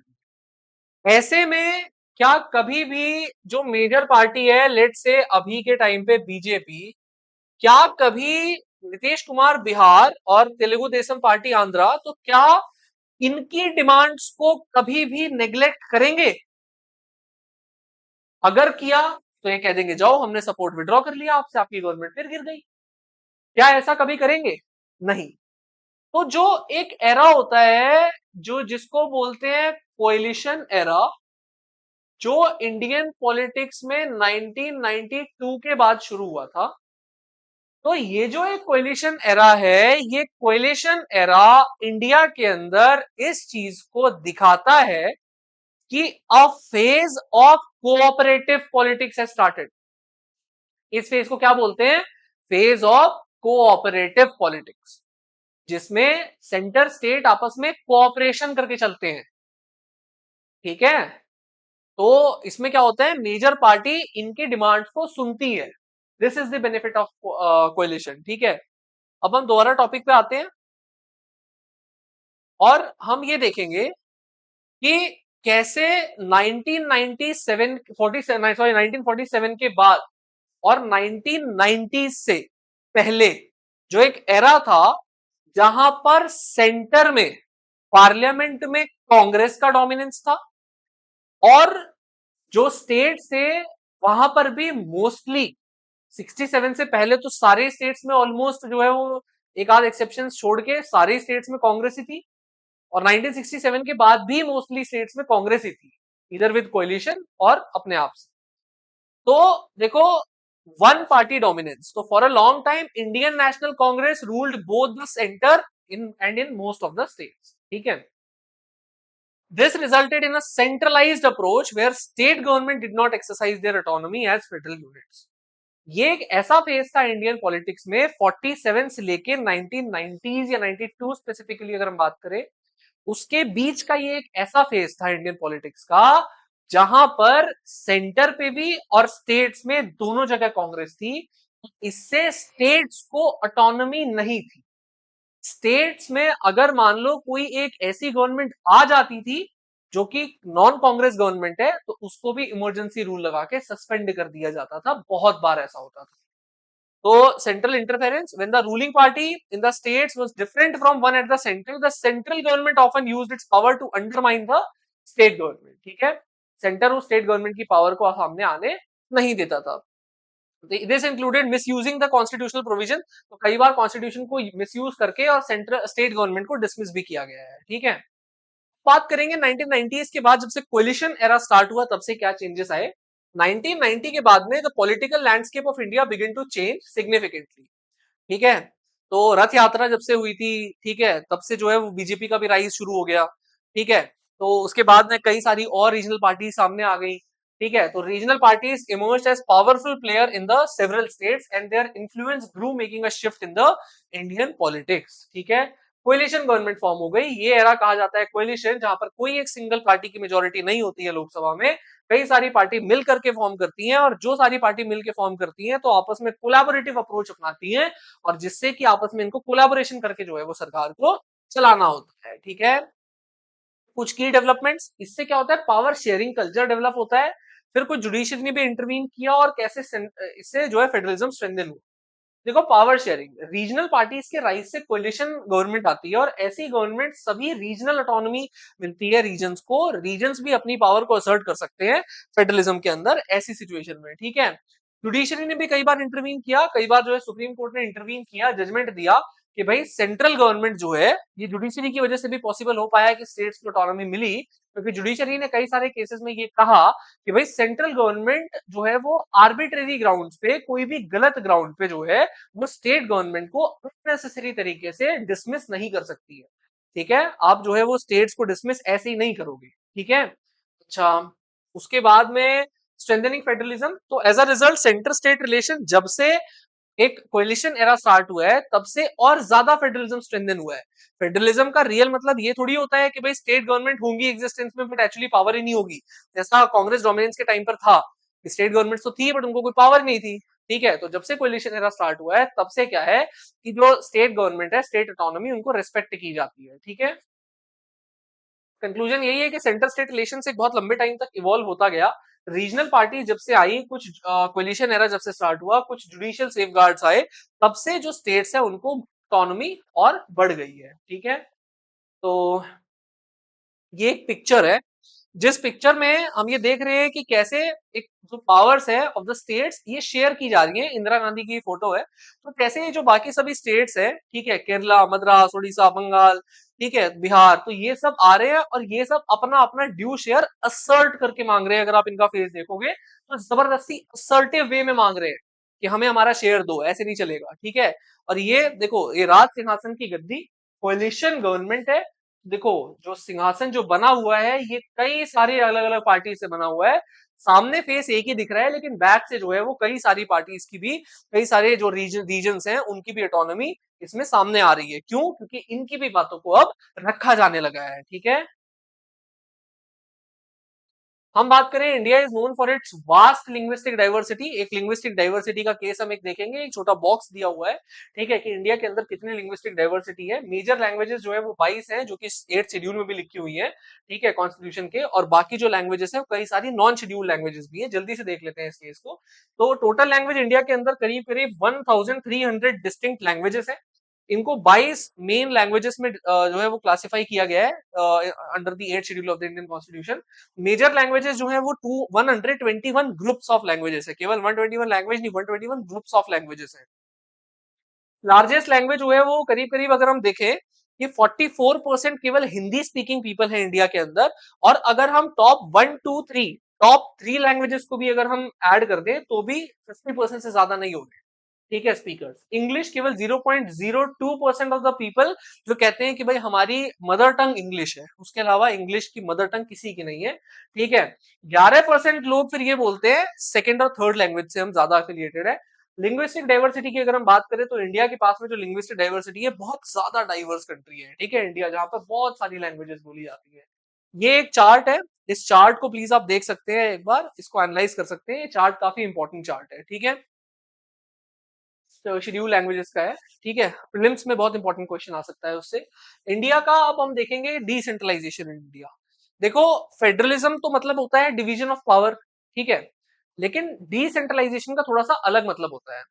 डिसेंट्रलाइजेशन का मतलब होता है taking away the powers from the centre and the states and giving it to the local level. आपके घर के सामने मान के चलो कि एक नाला है और सीवर का जो है लाइन नहीं डली हुई है, ये लोकल डिमांड है, इसके लिए आप चीफ मिनिस्टर तक नहीं जा सकते, और चीफ मिनिस्टर बेटर नहीं समझ पाएंगे आपकी लोकेलिटीज की डिमांड्स को, आपके एरिया की डिमांड्स को। तो इसके लिए जो है वो क्या किया गया कि 73rd and 74th constitutional amendment लाए गए, जिससे कि जो ऑलरेडी एग्जिस्टिंग पंचायती राज सिस्टम था इंडिया के अंदर, उसको कॉन्स्टिट्यूशन में ऐड किया गया। उनको कुछ फाइनेंशियल पावर, कुछ ऑटोनॉमी और कुछ बहुत सारी कॉन्स्टिट्यूशनल पावर्स दी गई, ठीक है। तो India federal system involves power sharing between multiple levels of government, जिसमें सेंटर भी है, स्टेट भी है। दो टीयर तो शुरू से है, लेकिन बाद में एक थर्ड टीयर को भी ऐड किया गया by the process called as decentralisation. Decentralisation होता क्या है? Process of transferring power from the central and the state government to the local government, ठीक है। ये शिफ्ट जो है बहुत ज्यादा एसेंशियल है, क्योंकि लोकल कुछ इश्यूज होते हैं जिन इश्यूज को केवल लोकल लेवल पे ही समझा जा सकता है, और it is also required for democratic participation of the people. देखो, ऐसा होता है कि लोग एक बार जाके 5 साल में एक बार लोकसभा के इलेक्शन के लिए और एक बार स्टेट लेजिस्लेटिव असेंबलीज के इलेक्शन के लिए जाके वोट तो दे देते हैं, लेकिन उसके बाद में क्या होता है कि उसके बाद में बड़ी परेशानी आती है। परेशानी क्या आती है? तो एस्पिरेंट्स, परेशानी ये आती है कि लोगों को फिर पार्टिसिपेशन नहीं मिलता है डे टू डे अफेयर्स में। पंचायत में क्या है? पंचायत में तो ग्राम सभा होती है, list of all the voters, ठीक है, तो ग्राम सभा में जाकर के वो लोग अपनी बात रख सकते हैं, अपने डिमांड्स मनवा सकते हैं, ठीक है, लोकल लेवल पर। तो लोगों को एक एहसास मिलता है इससे कि हाँ, they can also participate in the democratic decision making of the their own place. Constitutional recognition of decentralisation. तो कॉन्स्टिट्यूशन ऑफ इंडिया ने इस चीज को, इस नीड को समझा और एक एफर्ट लगाया कि भाई कैसे बैलेंस किया जाए, ठीक है, may to devolve power to the local bodies, ठीक है, इससे लोकल बॉडीज को जो है वो पावर दी गई, ठीक है। हाउएवर, अर्ली अटेम्प्ट्स जो थे वो इनफेक्टिव थे, राजीव गांधी गवर्नमेंट से स्टार्ट हो गए थे अटेम्प्ट्स लेने कुछ, ठीक है, वर under the control of the state government, lacked power and elections were not held regularly. तो कुछ डिसेंट्रलाइजेशन किया गया था पहले भी, बट फिर ना तो इलेक्शन होते थे, इलेक्शन ही नहीं कोई कंडक्ट कराता था। अमेंडमेंट आया, उसके बाद प्रॉपर हर 5 साल में इलेक्शन होंगे, स्टेट इलेक्शन कमीशन को बनाया गया कि भाई जो पंचायती राज में इलेक्शन कराएगी, तो ये सब कुछ मेजर्स लिए गए, ठीक है। तो की स्टेप्स क्या है? तो की स्टेप एक तो जो है रेगुलर इलेक्शन का प्रोविजन आया, मैंडेटरी इलेक्शन हर 5 साल में होंगे, सीट रिजर्व की गई, ठीक है। एससी एसटी ओबीसी, जैसे एक अगर एक स्टेट है, उस स्टेट के अंदर अगर मान लो कि भाई 500 लोकल बॉडीज हैं, तो 500 लोकल बॉडीज में से उनकी उस स्टेट में जितनी पॉपुलेशन है एससी एसटी की, उस पॉपुलेशन के हिसाब से उतनी परसेंटेज सीट्स जो है वो रैंडमली एलोकेट कर दी जाती है कि यहाँ से केवल एससी एसटी या ओबीसी का मेंबर ही जो है वो इलेक्शन लड़ पाएगा, ठीक है। साथ में विमेन के लिए भी यहाँ पर रिप्रेजेंटेशन है कि साथ में 1/3 of the seats are reserve for women, कि केवल यहाँ से विमेन इलेक्शन लड़ेगी, ठीक है। फिर स्टेट इलेक्शन कमीशन को बनाया गया, ठीक है, इनको रेवेन्यू पावर भी दी गई, कुछ जो है वो रेवेन्यू पावर्स भी इनके हाथ में दी गई, ठीक है। ये जो है स्ट्रक्चर है आपका पंचायती राज का। सबसे नीचे होता है ग्राम पंचायत, ये स्ट्रक्चर नहीं है एक्चुअली, 3 टियर ही है मोस्टली। ग्राम सभा यहाँ पर गलती से लिख गया है, ठीक है, मेनली ग्राम पंचायत होती है नीचे, ठीक है, विलेज लेवल पे ग्राम पंचायत होती है, हेड होते हैं इनके सरपंच, ठीक है। ग्राम सभा मतलब होता है एक body of all the voters, जो जो लोग एलिजिबल हैं उस गांव में वोट देने के लिए, उनकी एक बॉडी होती है जो अलग अलग मीटिंग्स करते हैं टाइम टू टाइम, ठीक है। वो उन मीटिंग्स में डिसाइड करते हैं कि उनके एरिया में एक्चुअली रीजन है, मतलब क्या क्या इश्यूज हैं, ठीक है, जिनको रिजॉल्व किया जाए। फिर सेकंड लेवल होता है पंचायत समिति या ब्लॉक, कई सारे विलेजेस को एक साथ ग्रुप करके एक ब्लॉक लेवल बनाया जाता है, और एक डिस्ट्रिक्ट के अंदर कई सारे ब्लॉक्स को मिला करके जो है जिला परिषद बनाया जाता है, जिसको कहते हैं डिस्ट्रिक्ट गवर्नमेंट, ठीक है। पंचायती सिस्टम में क्या है, जिला परिषद, एक ग्रुप ऑफ पंचायत समिटीज और मंडल्स, कई सारी जो पंचायत समिटीज होती हैं, जो ब्लॉक्स होते हैं, उनको क्लब टुगेदर करके और तब जो है वो डिस्ट्रिक्ट गवर्नमेंट बनाई जाती है, ठीक है। Members includes elected representative, member of parliament and member of legislative assemblies. उस डिस्ट्रिक्ट में केवल इलेक्टेड लोग नहीं होते हैं डिस्ट्रिक्ट गवर्नमेंट के मेंबर्स, कई सारे वहां के एमएलए एमपी सब मिल करके जो है वो डिस्ट्रिक्ट गवर्नमेंट को चलाते हैं, ठीक है। फिर पंचायत समिति होती है, कई सारे गांवों को ग्रुप टुगेदर करके जो है वो ब्लॉक मंडल या पंचायत समिति बनाई जाती है। ग्राम सभा मतलब जो भी एडल्ट 18 से ऊपर के जो जो लोग वोट दे सकते हैं, तो वो सारे लोग अप्रूव करते हैं कि ये जरूरत है हमारे गांव की, ये काम होना चाहिए यहाँ पे, तो वही काम फिर पूरे 5 साल होता है, ठीक है। फिर ग्राम पंचायत, ये एक इलेक्टेड बॉडी होती है, जिसमें कि एक सरपंच होते हैं, और फिर पूरे गांव को अलग अलग वार्ड्स में डिवाइड कर दिया जाता है, और वार्ड मेंबर भी उनके साथ काम करते हैं। एक पर्टिकुलर 2 जगह वोट देने होते हैं आपको पंचायत इलेक्शंस में, एक वार्ड मेंबर का, ठीक है, वार्ड मेंबर मतलब आप जिस कॉलोनी में रह रहे हो गांव में, उस जगह पे एक वार्ड मेंबर होंगे उनका, और साथ में जो है एक सरपंच का पूरे गांव में, ठीक है। अर्बन लोकल गवर्नमेंट, अर्बन में क्या होता है, अर्बन लोकल गवर्नमेंट को म्यूनिसिपैलिटीज बोलते हैं, ठीक है। तो ये जो है छोटे टाउन्स में स्टैब्लिश किया गया है, इनको जो है इलेक्टेड रिप्रेजेंटेटिव्स कंट्रोल करते हैं, और जो म्यूनिसिपैलिटी के हेड होते हैं उसको बोलते हैं म्यूनिसिपल चेयरपर्सन, ठीक है। फिर होती है कुछ म्यूनिसिपल कॉर्पोरेशन जो बड़ी सिटीज में होती है, जैसे कि दिल्ली हो गया, कोलकाता हो गया, ठीक है। तो यहाँ क्या है, they are headed by a mayor, इनके हेड को क्या बोलते हैं, मेयर बोलते हैं। जैसे अभी एक मेयर का इशू भी चल रहा था, प्रीलिम्स के लिए इंपॉर्टेंट है, चंडीगढ़ में कुछ इशू हुआ था मेयर इलेक्शंस का, ठीक है। both municipalities and municipal corporations are governed by elected leaders, ठीक है। challenges क्या है यहाँ पे, भाई कई बार क्या होता है कि इरेगुलर ग्राम सभा की असेंबलीज ही नहीं ऑर्गेनाइज कराई जाती है, कायदे से होनी चाहिए, नहीं होती है। फिर पावर इनके पास एक्चुअली रियल है नहीं, बहुत बहुत ज्यादा पावर है नहीं इनके पास, ठीक है। और फिर प्रोग्रेस जो है वो काफी स्लो है, ठीक है, कई सारे करप्शन और कई सारे रीजन की वजह से। अच्छा, इम्पैक्ट क्या है इसका, लोगों को एक एहसास हुआ है डेमोक्रेटिक पार्टिसिपेशन का, कि हम अपने डे टू डे अफेयर्स में पार्टिसिपेट कर सकते हैं। विमेन को रिप्रेजेंटेशन मिली है, 1/3 सीट्स को जो है वो रिजर्व करके इनके लिए, और एक बहुत बड़ा लार्जेस्ट डेमोक्रेटिक एक्सपेरिमेंट था पूरे देश के लिए, जहां पर पावर को एक थर्ड लेवल क्रिएट करके डिवॉल्व किया गया, ठीक है। फिर कंक्लूजन में अगर हम देखें तो इंडिया जो है, to make Indian democracy more inclusive, ताकि सब लोग पार्टिसिपेट कर सके इसमें, एंड रिस्पॉन्सिव, ठीक है, जिससे जिसके लिए लोकल कम्युनिटीज को और पावर दी गई है, सशक्तिकरण दिया गया है, विमेन को भी लोकल लोगों को भी, ठीक है। तो ये एक बेसिकली एक बहुत बड़ा चैलेंजिंग टास्क था, ठीक है, जो कि किया गया है सेल्फ गवर्नमेंट के लिए। देखते हैं आने वाला टाइम डिसाइड करेगा कि ये कितना सक्सेसफुल हो पाया है ये एक्सपेरिमेंट, ठीक है।